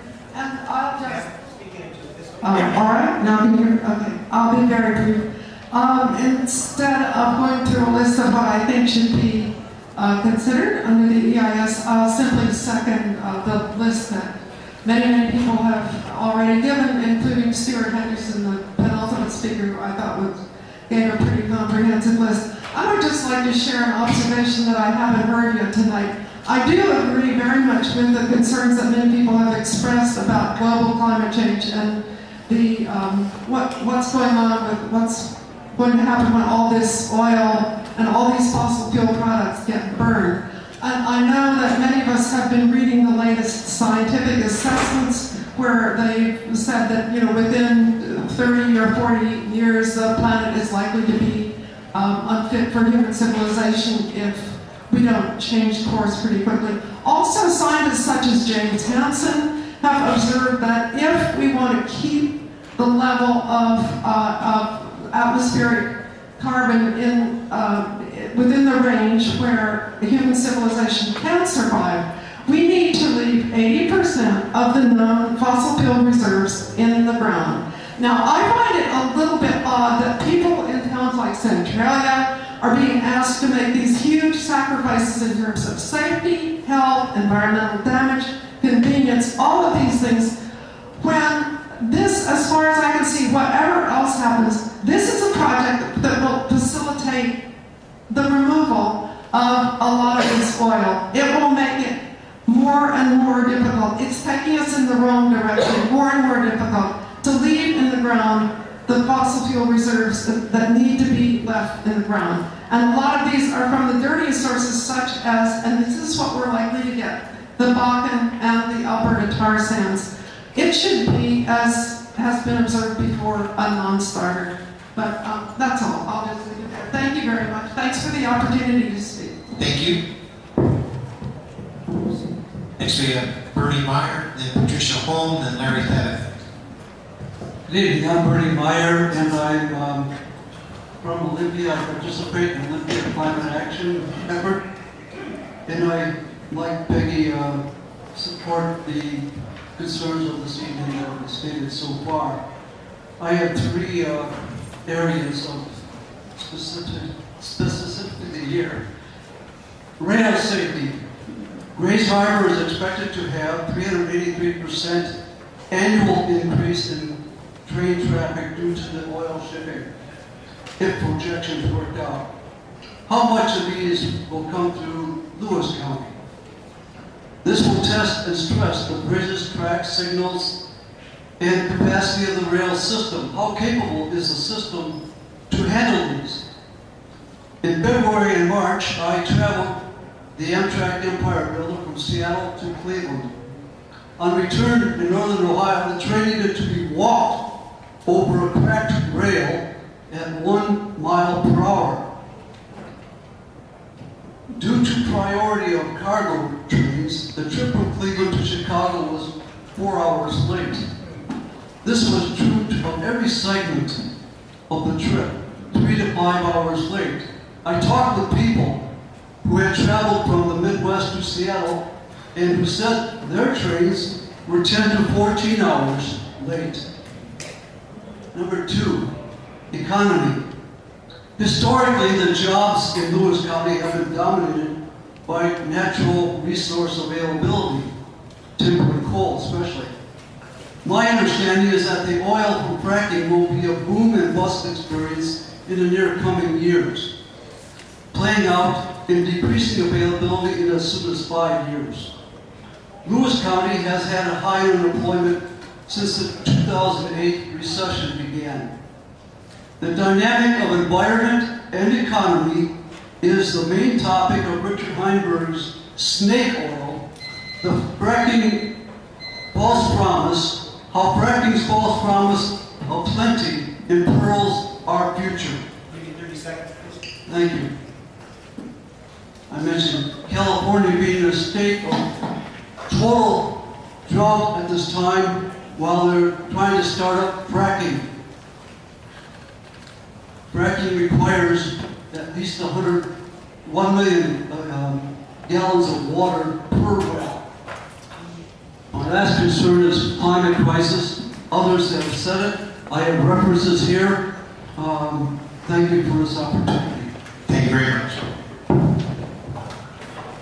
Patricia Holm, Larry Thedek, and then Stephen Zakulik.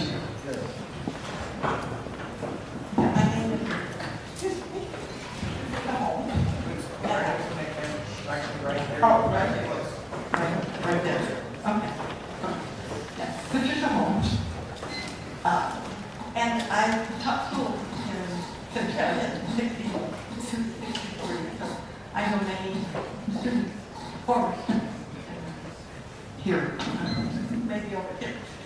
Real close. Real close.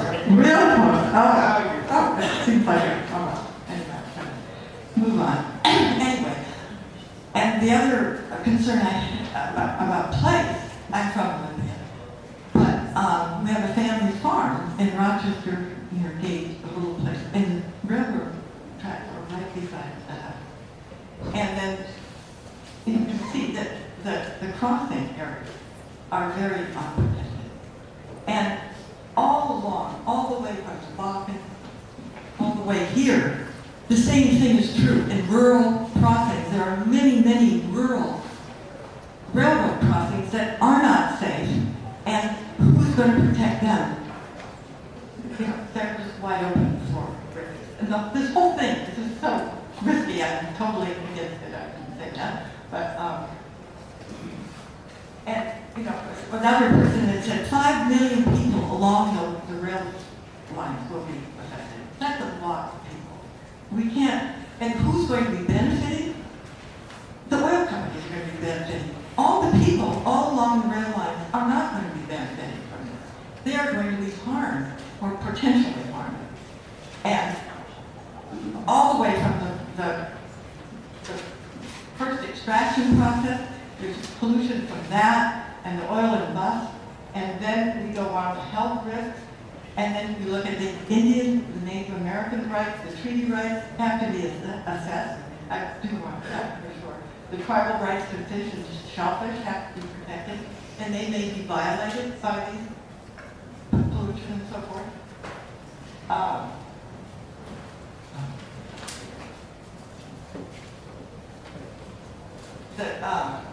We've got to stop this, and the sooner we stop it, the better. Because then we can start investing in clean energy, which we need to do, and it will be cheaper the sooner we do it. Shut it down now. Thank you very much.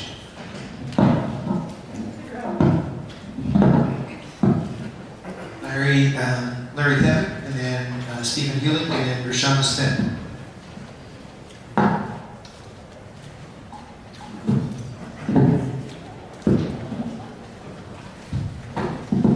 My name is Larry Thevin. I'm a lifetime resident of Washington State. I live in Ocean Shores. I'm a commercial fisher and vice president of the Washington Dungeness Craft Fishermen's Association headquartered in Westport.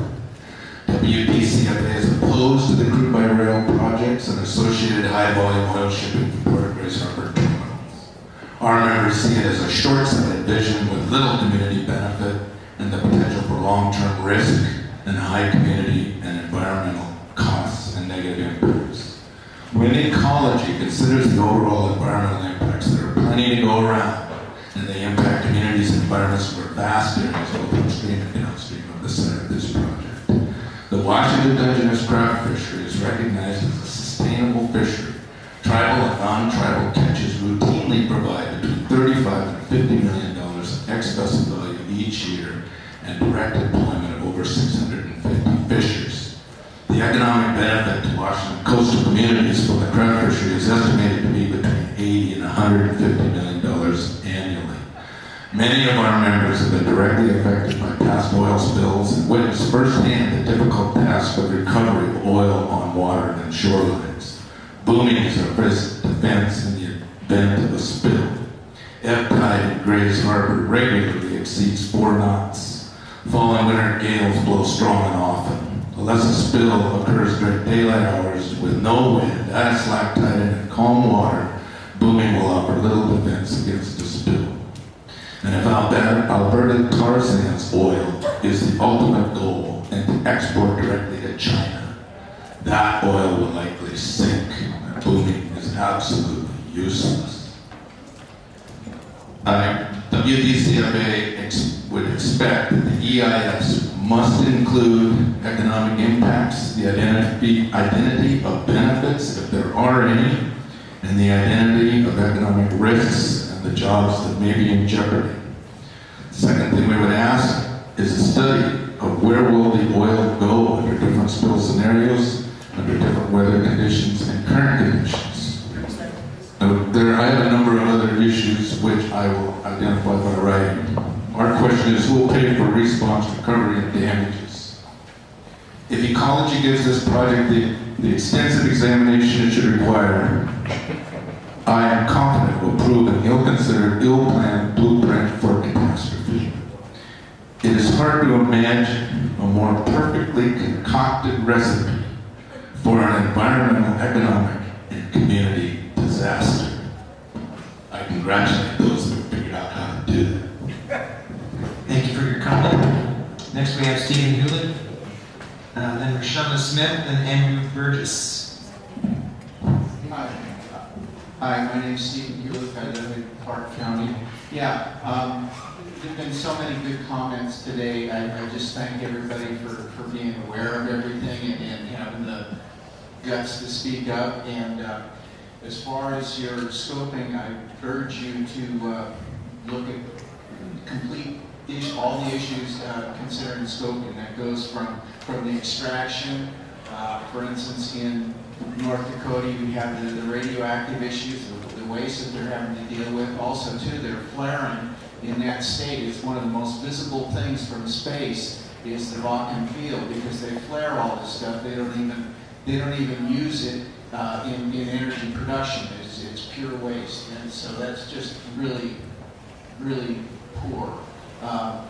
I've looked at all these people who are proposing these projects, and I see just a single-mindedness on everybody's behalf, and all they care about is money. They care nothing about the communities, the ecology, everything that has to do with these projects. And I urge you also to consider all the cumulative projects. You have the Vancouver terminal, these 3 terminals, the coal projects, and so they all need to be looked at it as a whole, because they will have a cumulative and very large effect on the rail traffic and the ability to do this. So anyway, I just want to ask, what does it benefit everybody, probably the millions of people affected, what does it benefit them versus the pittance that we would receive in fees and tax revenue from these projects? For instance, the Vancouver terminal, they basically got their lunch stolen. And for a pittance, they're willing to basically mortgage the future of Vancouver. And I think that's probably analogous to what's going to happen here in Grays Harbor. So I hate to see these types of things happen. There's a lot of good environment out here, and it shouldn't be wasted. Thank you. So please do a full and comprehensive study. Thank you very much. Rashonda Smith, followed by Andrew Burgess, and then Lionel Penn, I believe this. My name is Rashonda Smith, and my home is in Montesano, Washington, part of Great Harbor County. For every cause, there is an effect. Chernobyl took place in Russia in 1986. It was a major nuclear accident that showed the world, even then, that every nation has an effect on every other nation. And now. But we didn't learn. And now we're looking at the earthquake in Japan. The radiation is just beginning to come closer to our shores. And now. To me, it's really simple. And now is that we have to deal with it responsibly, and we have to look at it as what are the effects of the causes that were being set forth, because for generations we'll pay for it. And now. And we have to look at all the effects and all the proposals. Then you need to turn the microphone. Okay. We need to look at all the effects and all the proposals. And the same way that Chernobyl in Russia affected us, what happens in Japan affects us, what happens in Grays Harbor County affects the rest of the world. If there's no oil trains, then there will be no effects from oil trains. Thank you. Thank you very much. Andrew Burgess, Lionel Penn, and then Mary Abramson.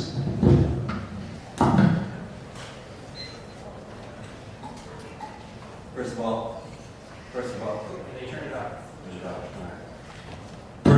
want to thank you for sitting where you're sitting. I know it's a difficult position. It's a good form of service and showing your presence and attentiveness to this issue. So thank you.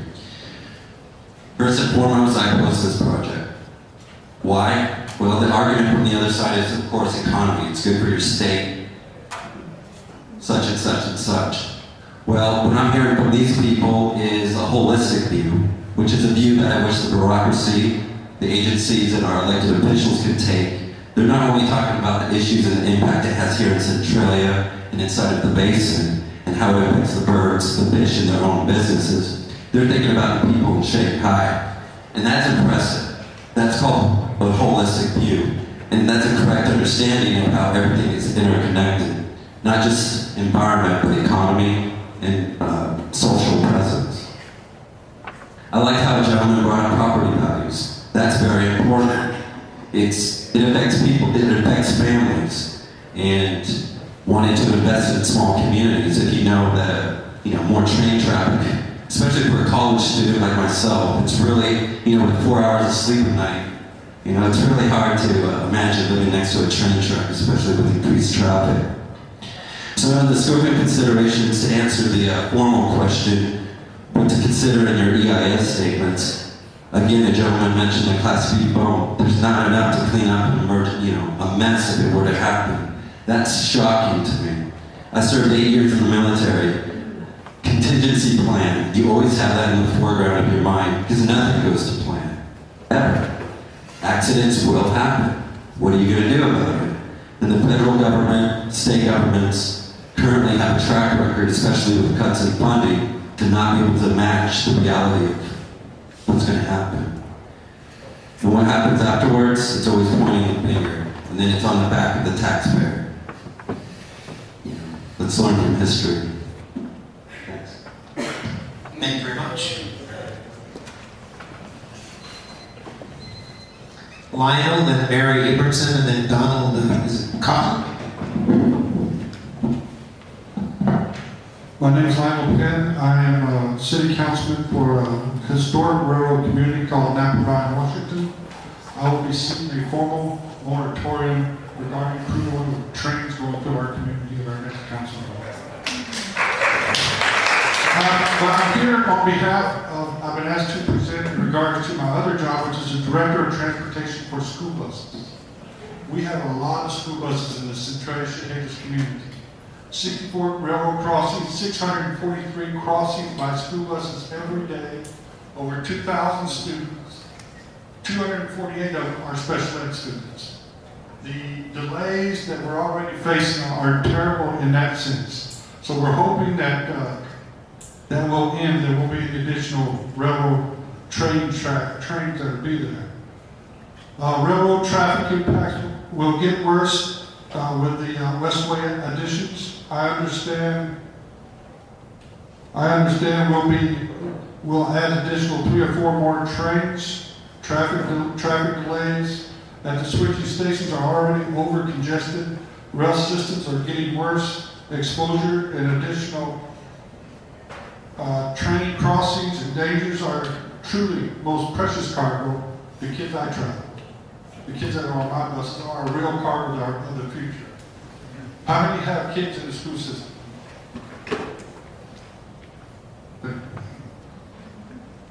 Traffic delays, switching can be a problem. Exposure, crossing, speaking for those helpless, and most important, cargo, our school-aged children.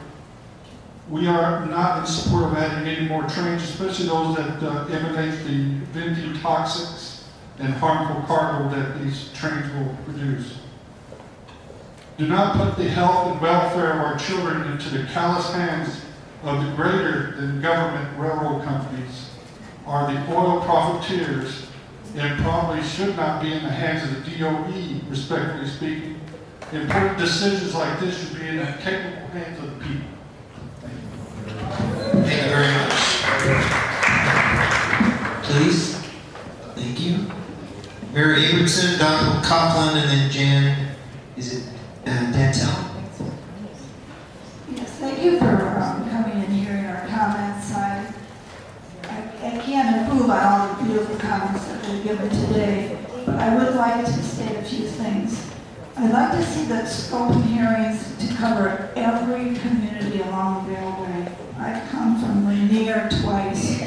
We need everyone in the community to know what is happening so that they can have a voice in this. We are Americans. We were to be the light to the world. We, the people, are to rule. And I'm a desperate mother and grandmother. I do not see a future for my children and grandchildren with what's happening with the fossil fuel, burning of fossil fuels. They're an old technology, like someone said, 130 years old. The reality is we have a few banking families. Rockefeller owns ExxonMobil, Rothschild owns BP, et cetera, et cetera. The same people that own the banking system of the world that Henry Ford said, the American people knew what the scam was about, they'd have a revolution tomorrow. He said that almost 100 years ago. We still haven't had that revolution. These beings are so addicted to power, and they're using their fossil fuel to enslave the whole world.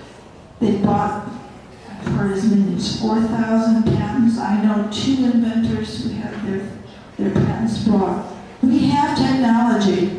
We do not need to use any of these fossil fuel, oil and coal. So I say, leave the coal in the hole and the oil in the soil. And please, in this dire time, if you're an elected official on the local, state, or national level, this is your moment to stand up and righteously take these fossil fuel tyrants down. Thank you. Thank you very much. Next we have Donald Coughlin, and Jan, is it Dantel, and then Eric Dillon. Thank you for being here. Good evening. The Gulf of Mexico celebrates hundreds of thousands of reported oil spills each year. One oil spill spells irreparable long-term disaster into our ocean environment. The shippers of oil by train know if the trains explode and we protest, we are potentially promoting the Keystone XL pipeline. We must conjoin nationally to act locally, as we are today, to stop this petroleum madness and destroy our children's future. Paul Senje of Rocky Mountain Institute estimates there are 2.1 million social environmental groups globally. Why are we not forming one voice combating global warming? Thank you. Thank you very much. Next we have Jan and Eric Delman, and then Jared Bigler-Barnes. Thank you for being here. My name is Jan Rontel. I live here in Centralia. And I think we all, especially after tonight, even more so, we understand the horrific environmental impact that these oil trains are going to have on the area. We are really well aware that there will be derailments and explosions and lives will be lost if this happens. And we all are in agreement that it's foolishness of building the terminals. But I want to bring this really close to home, really, really close to home. The tracks are the back border in my yard. When I first moved there 25 years ago, my son would flick the lights of the train as it drove by, or he would run outside and he would wave, and the engineers would wave back. On Christmas, they would throw candy or throw a gift back to him. The trips were great. Now my son's grown up. He's getting married, and I'm looking someday to have grandkids. This isn't going to happen. My grandkids are not going to be able to go out and play in the backyard and play along the tracks. You know, everybody knows you don't go on the tracks, but occasionally we would walk down them together. And given the fact that I can sit in my backyard on a summer day and watch things drip out of cars as they sit there for hours. I watch kids, the train where I live blocks, when it stops, it blocks from Pearl Street and B Street almost to Reynolds, totally blocking off the northern part of Centralia. When the trains are longer, it's going to block Reynolds too, and it will remove any fire or medical assistance from the people in North Centralia. I don't want my grandkids in that. I'm thinking about them, I'm expecting them in a couple of years, maybe, I hope, but I don't want them in that. The other thing that scares me to death with the children, because the trains are stopped for so long and it's such a long way around. I'll give you 30 seconds, sir. Thank you. The kids are walking or jumping and climbing through the train, between the train cars as they're stopped. Other kids throw their bicycles through. I've seen adults crawling underneath the train rather than walk the mile one direction and the mile back the other direction. We're going to have people dying really soon as the frustration level with the trains grows and grows. Thank you. Thank you. Eric Dillon, and then Jared Barnes, and then Ron Tharp. Hello, Sally, Ryan, thanks for being here. My name is Eric Dillon. I work for the Nature Conservancy of Washington. I'm a member of the Grace Harbor Marine Resource Committee and also hold a seat on the Sanctuary Advisory Council for the Olympic Coast National Marine Sanctuary. I'm just here representing the Nature Conservancy. We have some questions about the transporting of large amounts of oil by rail into the Port of Grace Harbor, and then transferring it to the tankers and barges and shipping it out to the sea. Any mistake along that chain of events could result in an explosive accident or spill that puts people and natural resources at risk.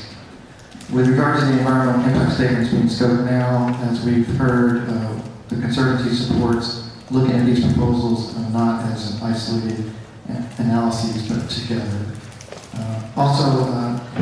We question whether we understand the resources, the natural resources at risk, such as in Grace Harbor estuary, are they well documented so that we can have a basis for a good future natural resource damage assessment. So the EIS process should accomplish this. The Department of Ecology Spills Program is beginning rail and marine transportation study, and that should be taken into account.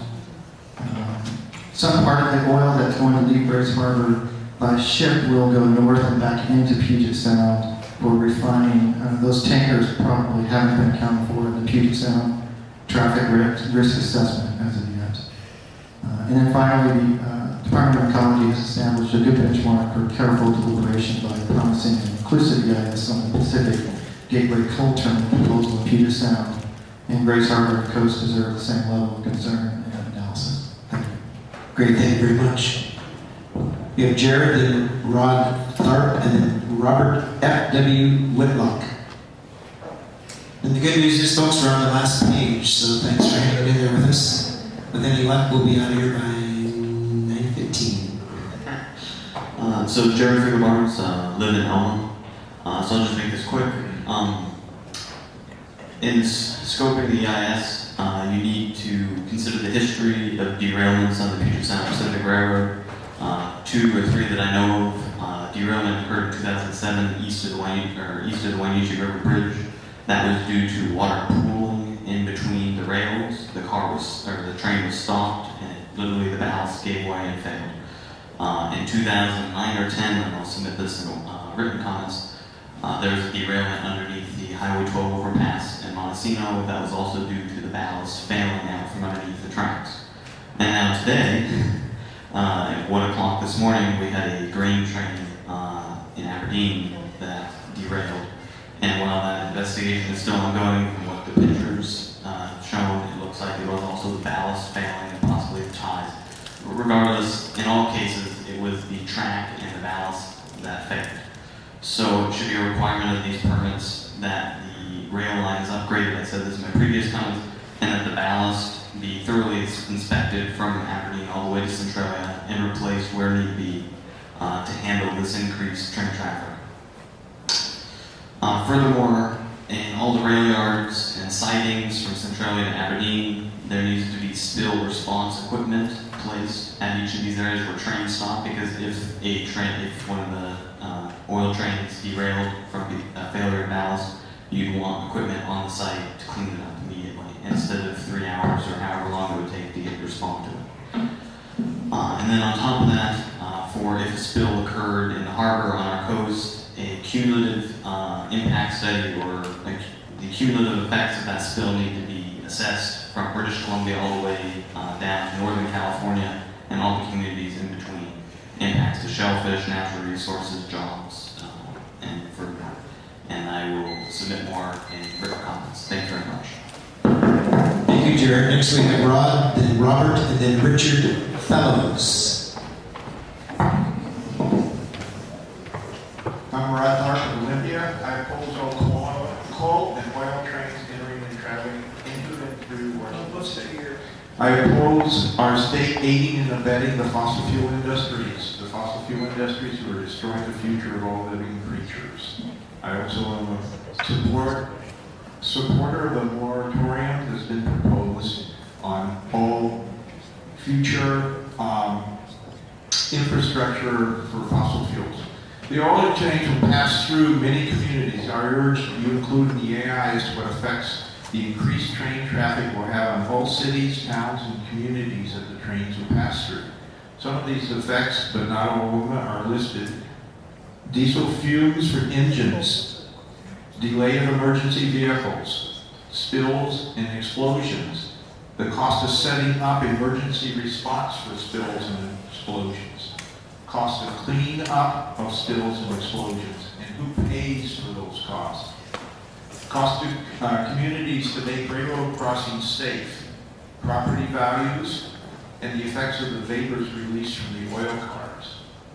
These trains will pass near and across a large number of waterways. I also urge the EIS to include what damage an oil spill or derailment near or into any of the many waterways that the trains will pass near or across.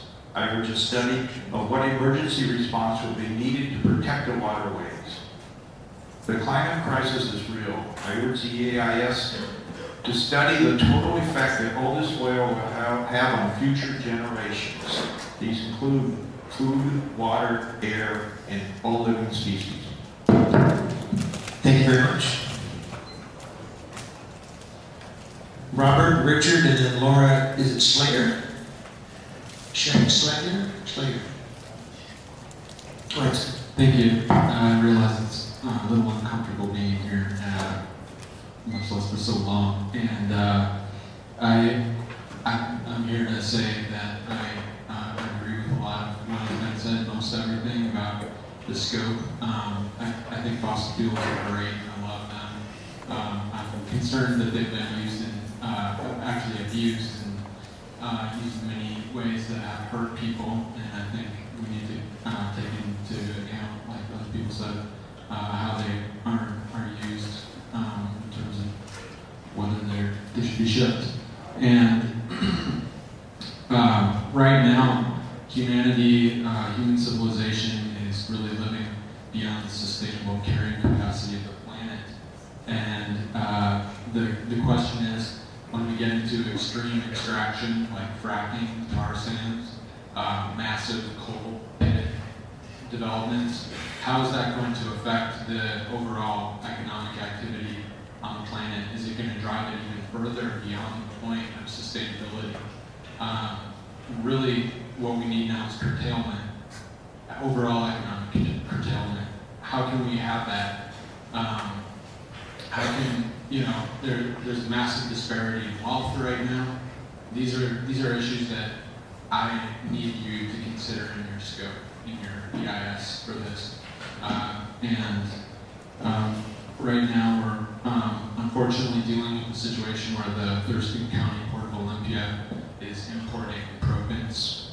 They're using them for fracking in North Dakota for these extreme extraction efforts, which are polluting and putting the future of life on Earth in danger and causing incredible harm. And so if you want any more information about that, or if you want to help stop the Port of Olympia from importing proppants, please let me know. And really, this is also a message for Governor Inslee and President Obama. We need them to take leadership, and we need them to create incentives for renewable, sustainable energy and put an end to this fossil fuel tyranny. Thank you. Even though they're great, of course. Thank you very much. Next we have Richard, followed by Laura, and then I believe it's Herman, is maybe Newman?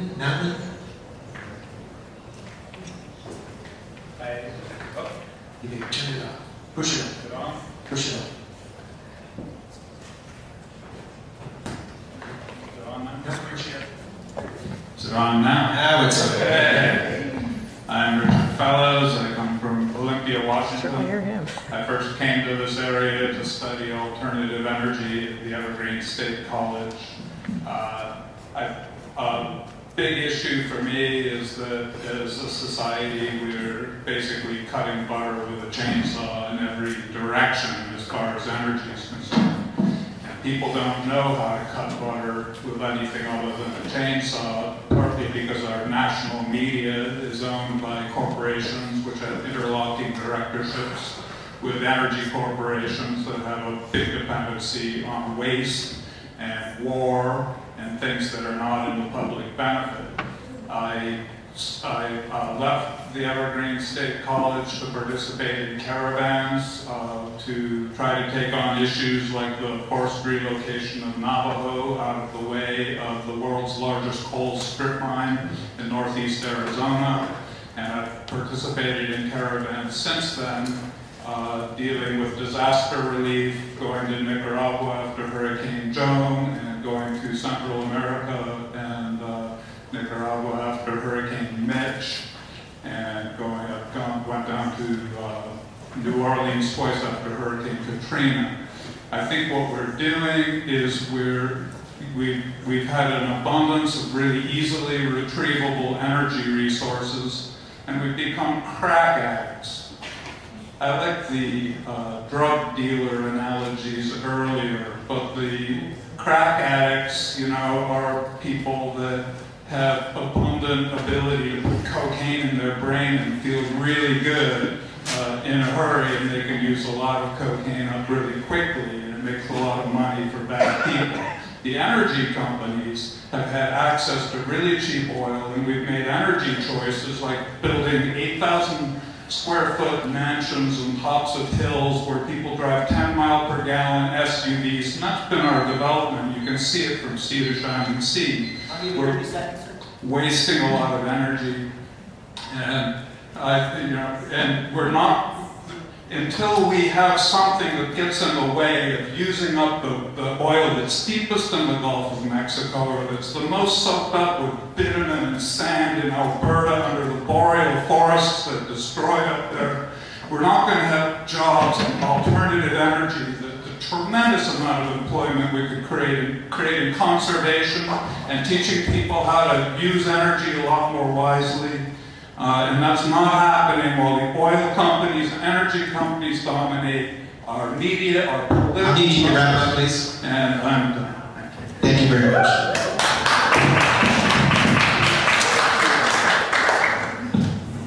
Laura? Should we follow? Is it Herman? Is it Newman? Nauman? Am I close? Is he here? All right, we'll try it again. Go ahead, please. Okay, am I doing this right? Okay. All right, hello. Well, 40 years ago, I came to Washington from New Jersey, which was one of the most polluted states in the U.S. And I came to Washington to study environmental protection. Imagine that. After my history, and stayed to do just that in the past 3 decades of my career. And that included 13 years at the Department of Ecology in the Hazard Waste and Toxic Reduction Program. And I'm really proud to do my part to protect this really beautiful state.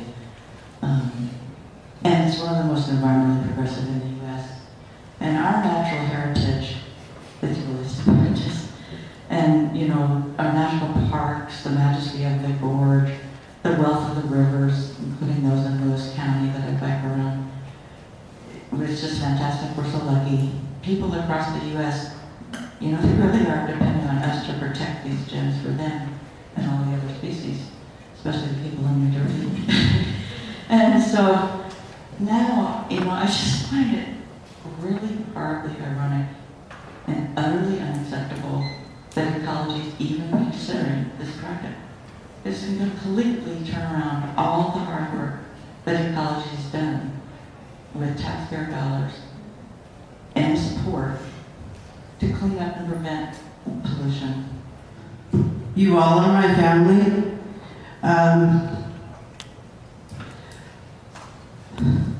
I have family right here in Chehalis. I know that they're not here right now, but I just want to say that as an Nisqually tribal member, you know, we have trucks go right by our waterways. Packing oil is explosive and therefore is an environmental concern. We as the Nisqually tribe are a fishing and shellfish community. We have a shellfish farm, a garden. We have a medicinal garden. We harvest from the land and utilize the water to drink and grow.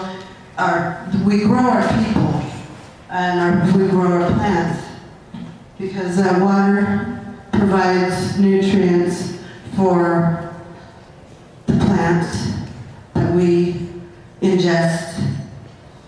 So our water is sacred. You know, we're called the Medicine Creek Nation, and that's because we have medicine water. Our treaties guarantee our right to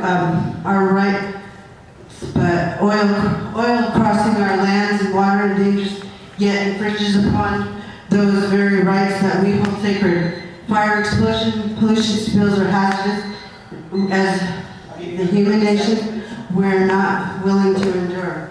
I want the EIS scoping to look into how it will affect their culture as a fishing, shellfish ecosystem, how it will, a train wreck will affect the last of the pristine waters of the United States. Masih. Thank you very much. Next we have Al Smith, followed by Dan Wood, then Margaret Rader.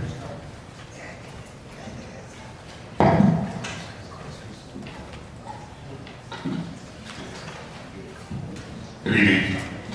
My name is Al Smith. I'm from Aberdeen. I'm also here as a representative of the Grace Harbor Marine Resource Committee. I want to thank you for your patience through these comments tonight. My concerns are as follows, and I'm going to follow up in writing statement to you folks before the end of May. Rail crossing wait times in malls or small towns as it pertains to EMS calls. When conducting the EIS, will it cover all plans to involve state ecologies from the Bakken to the West Coast in the various planned unload or shipping facilities? Hazardous cleanup response mechanism. Where will equipment and teams relevant to storage and train movement? Manpower training for hazmat cleanup. Who pays for this? Who pays in the event of a spill? Who pays in the event railroad files bankruptcy? Who pays for spillage in waterways and subsequent marine fishery loss? Will EIS process cover potential cascade subduction faults as it relates to storage facilities near major and minor waterways? Will EIS process cover potential earthquake faults as it relates to railroads and current roadbed foundations from and to Centralia interchange? Will process conduct an in-depth study of storage tank locations as it relates to known fault line and liquefaction areas, or be responsible? Forget that. I'll cover that in my written statement. Who will control mixed loads of volatile fuel loaded on tank cars? Can we be guaranteed that only updated rail cars designed to haul specific fuels will be used? I would also ask that various tribal treaties governing fishing rights be taken into consideration during this process as to all others of the marine fisheries community. I concur with Ms. Seaman in calling a moratorium on the project in its entirety. I asked that the other night and I'm asking it again. Thank you. thank you, sir. Next we have Dan Wood, Margaret Rader, and Peter, is it Litster?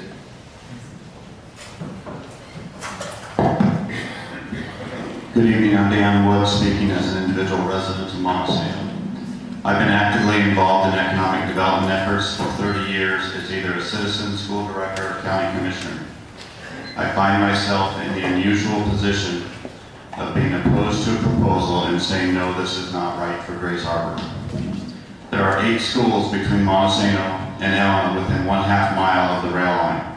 A near-school explosion could affect anywhere from 60 to about 1,000 students in a single explosion event. I will have a child in at least one of those schools for the next 17 years. My home, my church, our fire hall, shopping center, city hall, and much more are all within 1/2 mile of the tracks. 1/2 mile is the blast radius of the Quebec derailment. Senior centers, churches, more dense, low-income populations, farms with thousands of animals in their herds, and more are also within the potential blast range.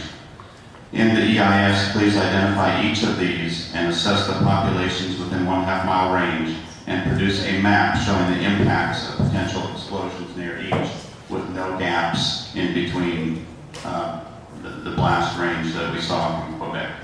Superimpose those on the map. I believe a $50 million performance bond would likely not be enough. In my recollection, there have been 3 derailments in East Grace Harbor. This morning, there was a derailment in Aberdeen. Please hold a hearing in East Grace Harbor County, extend the hearing and comment period, and consider all of the oil terminal proposals concurrently. I will submit additional comments. Great, thank you very much. Margaret? Hi, my name is Margaret Rader, and I live in Thurston County. And my concern is very personal. This morning I went down under our old historic railroad bridge, which is only several hundred feet from the houses on our property. I took some pictures and I'll send them to you with my comments in the mail. But that bridge has been there for many years. I noted that it was written on it last painted in 1972. It has been upgraded to some extent by railroads, but I can't imagine that this old bridge can take the continued traffic from the oil trains that are proposed. So I find myself within, there's a phrase that was used tonight that I didn't know. It's the incineration zone. I find our 3 little houses along the railroad track are definitely in the incineration zone. Why would we have a derailment? Because the bridge is rickety, is old, and most importantly, in my mind, it goes over the Black River. The Black River in Thurston County. The Black River has been preserved with many projects, keeping it in a very pristine state for the rivers in the area. So the concept that this would all be put at risk is very troubling to me. I don't want the trains in my front yard. We have enough trains now. The grain trains are okay. There's a lot of them, but grain is not oil, and I ask you to look really closely at the infrastructure, particularly the bridges along the tracks. Great, thank you very much. Next we have Peter Litster and then Randy Brooks. My name is Pete Litster. I'm from live in Olympia, Thurston County. I'm originally from Utah. I grew up in coal fields in eastern Utah. You can see in the house I grew up in what's set to be Alberta number 2 in terms of tar sands development. You look to the west at the house I grew up in, and it's been turned from this absolutely pristine majestic, world-famous desert landscape into an industrial hell due to fracking.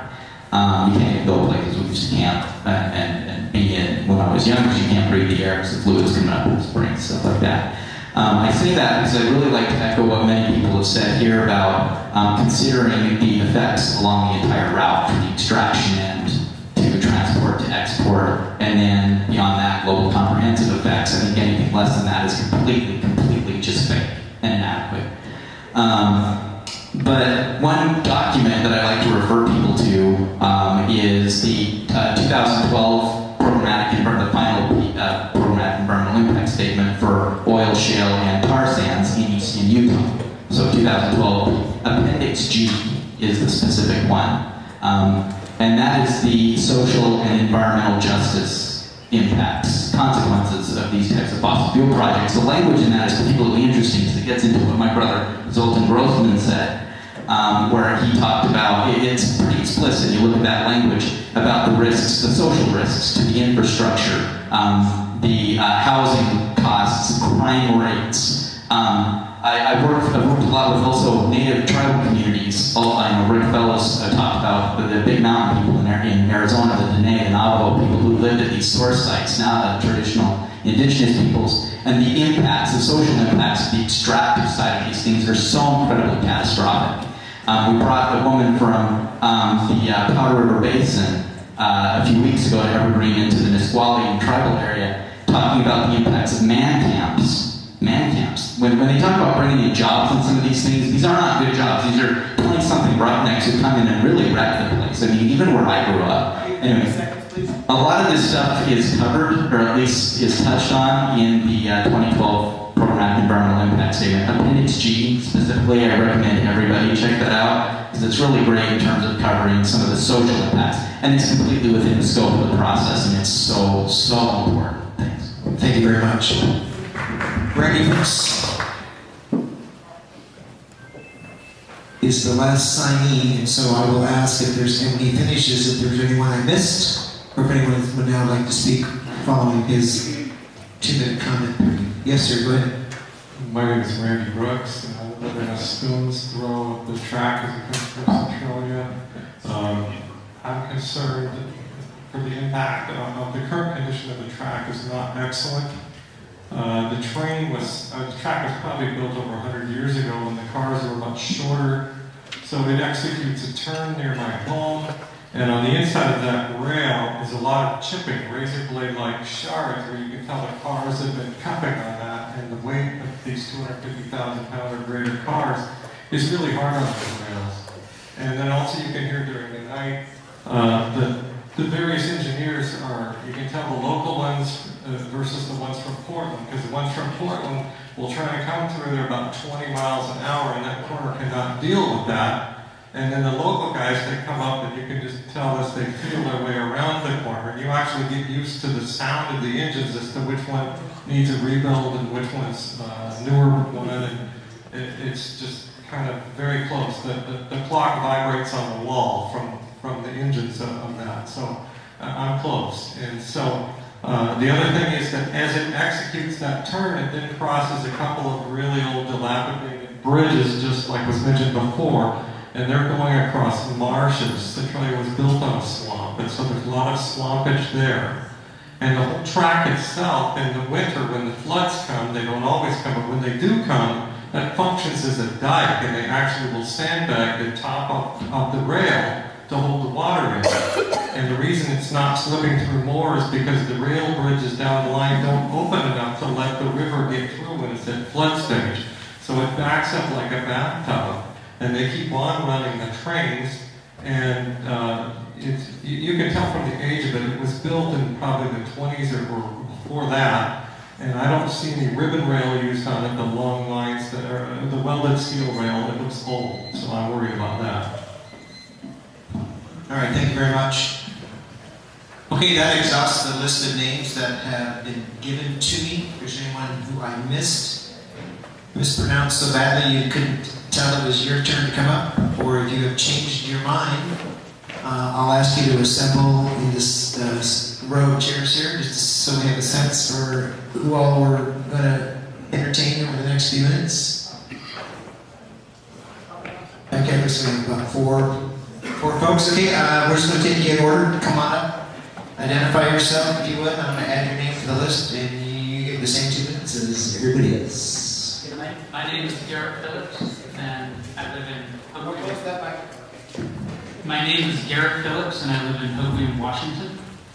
And I'd like to try to bring the conversation back to a really important idea, and that's justice. It's the idea that public decisions, the decisions that you're going to make, when you make them, you need to make sure that they don't burden the people that are already shouldering the worst health impacts, economic impacts, and other impacts of society.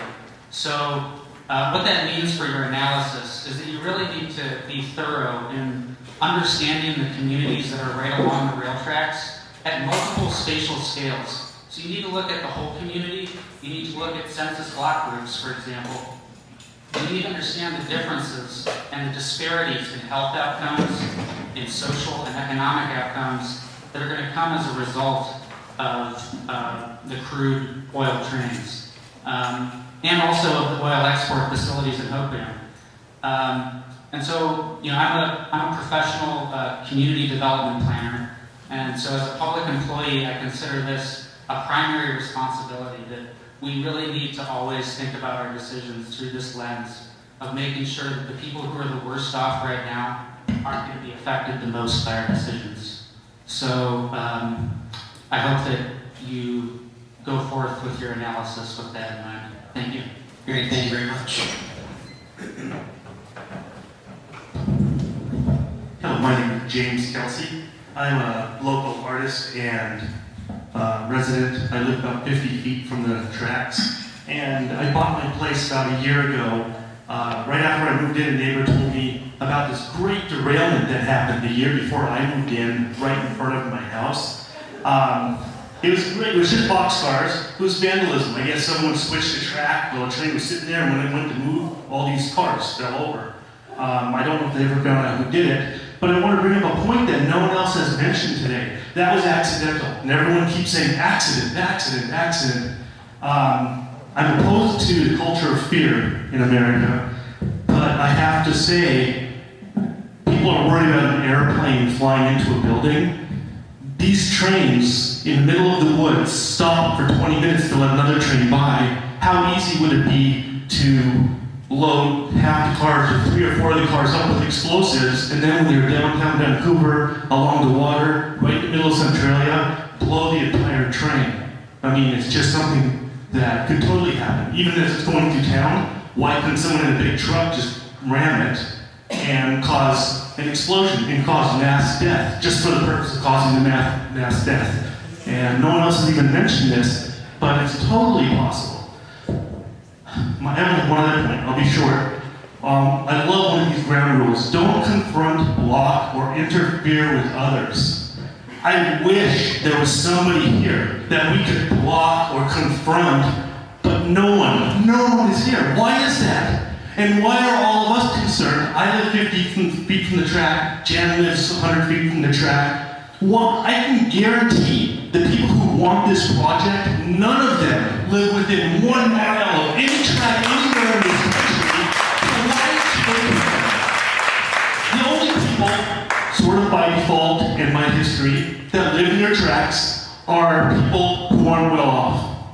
We have so much less say. You're not going to get 30 seconds, please. You're not going to get a fuel train running through downtown Portland or through Manhattan or through anywhere else rich people live. You're only going to get them through small little towns that if they blew up, they'll pay off the people and be done with it. It's just about the money.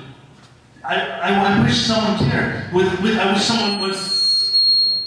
Sorry. I just wish someone could be here and stand up here and tell us why it's such a good deal. Thank you very much. Folks, you've been real good up to now. Let's don't spoil the last 2 speakers. You guys have done really good. We only have 2 more on the stand, so let's keep a good track record going. Yes, ma'am. Hi. Thanks for coming to Centralia. My name is Lisa Osborne. I'm here because I'm a concerned mom. and I live here in Centralia, and I just found out a week ago that crude oil trains may be coming through my town, and I've been having conversations with my community, and that no one in my community knows that these oil trains may be coming through my town. So I'd like the scoping committee to consider how it is that you inform a community about this process, and then allow them to give input. I'm so glad you're here today. I'm so glad the scoping committee is happening, but how do you notify communities that it's happening? We didn't get notified. I've been notifying everybody as much as I can, and I appreciate, my community members who've been helping me do that. But I think other communities should have the same opportunity, and I think other communities should be able to, first of all, know that it's happening, and then second of all, have an opportunity like we have tonight. But I feel like we didn't have enough time to prepare. We've been trying to inform people about this for the last week, and I've had some really fabulous conversations with my neighbors. And first of all, the reason I'm here is about my children's safety. And as a mom, that's your main goal, keep my children alive. And so here's another issue I have to really worry about for my babies. We live 5 blocks away from train tracks, same tracks from Jan, same tracks from the guy who spoke before me, and other people here tonight. And these tracks don't have any gates, they don't have any lights. The train comes through really slow because it makes a big 90-degree turn. But it sits on those tracks, and it sits there, and it doesn't move. And I've been out on my run in the morning, and I've been like, okay, that's an inconvenience for me. I can change my running route, that's not a big deal. But when you're a 9-year-old and you're waiting at the track and that train's just sitting there, it does seem like a good idea to climb through. It's just so dangerous. So it's not just that these oil trains, are carrying dangerous materials, or that there might be a lot of them coming through. It's that there's other people in that situation. Also, I want to just point out really quickly that other people had, Centralia is a flood zone, and it changes. Our flood zoning is changing all the time. And so not only do we have real estate issues affected by that, so one part of town is affected by our flood zones. Please take a look at that. And now we have another side of town that's going to be affected by the train tracks. Is there going to be a part of town that isn't going to have that real estate issues? I mean, who's going to move to this town? Who's going to buy a house here? I love this area. It's so beautiful. Lots of people should come here and be here. This community is amazing, but why would they if we're going to have crude oil chains and floods? I mean, it just makes it much more difficult. So, I need you to wrap up, please. Thank you for being here, and thank you for letting us come. I hope that you consider all these comments and then add them to your scoping. Thank you. Hi, I'm Sue Langens from Olympia, and everybody says so many great things, but I just wanted to say, I don't think May 27th is enough time. I don't think 2 scoping events was enough time. 2 scoping events when all these people are going to be affected, and people didn't even know about it even when it affects them a mile away. So we need to extend this maybe a year, maybe about 50 scoping events, maybe daytime scoping events where elderly people can get there, maybe buses to go there, and then we can have a movement against this. And you guys don't have to be the only ones with the burden of talking to the people who have the special interest of making the money from these projects.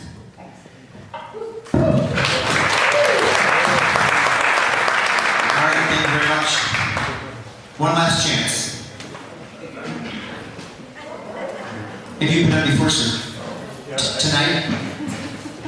I can't, we don't get a second bite of the apple. Okay.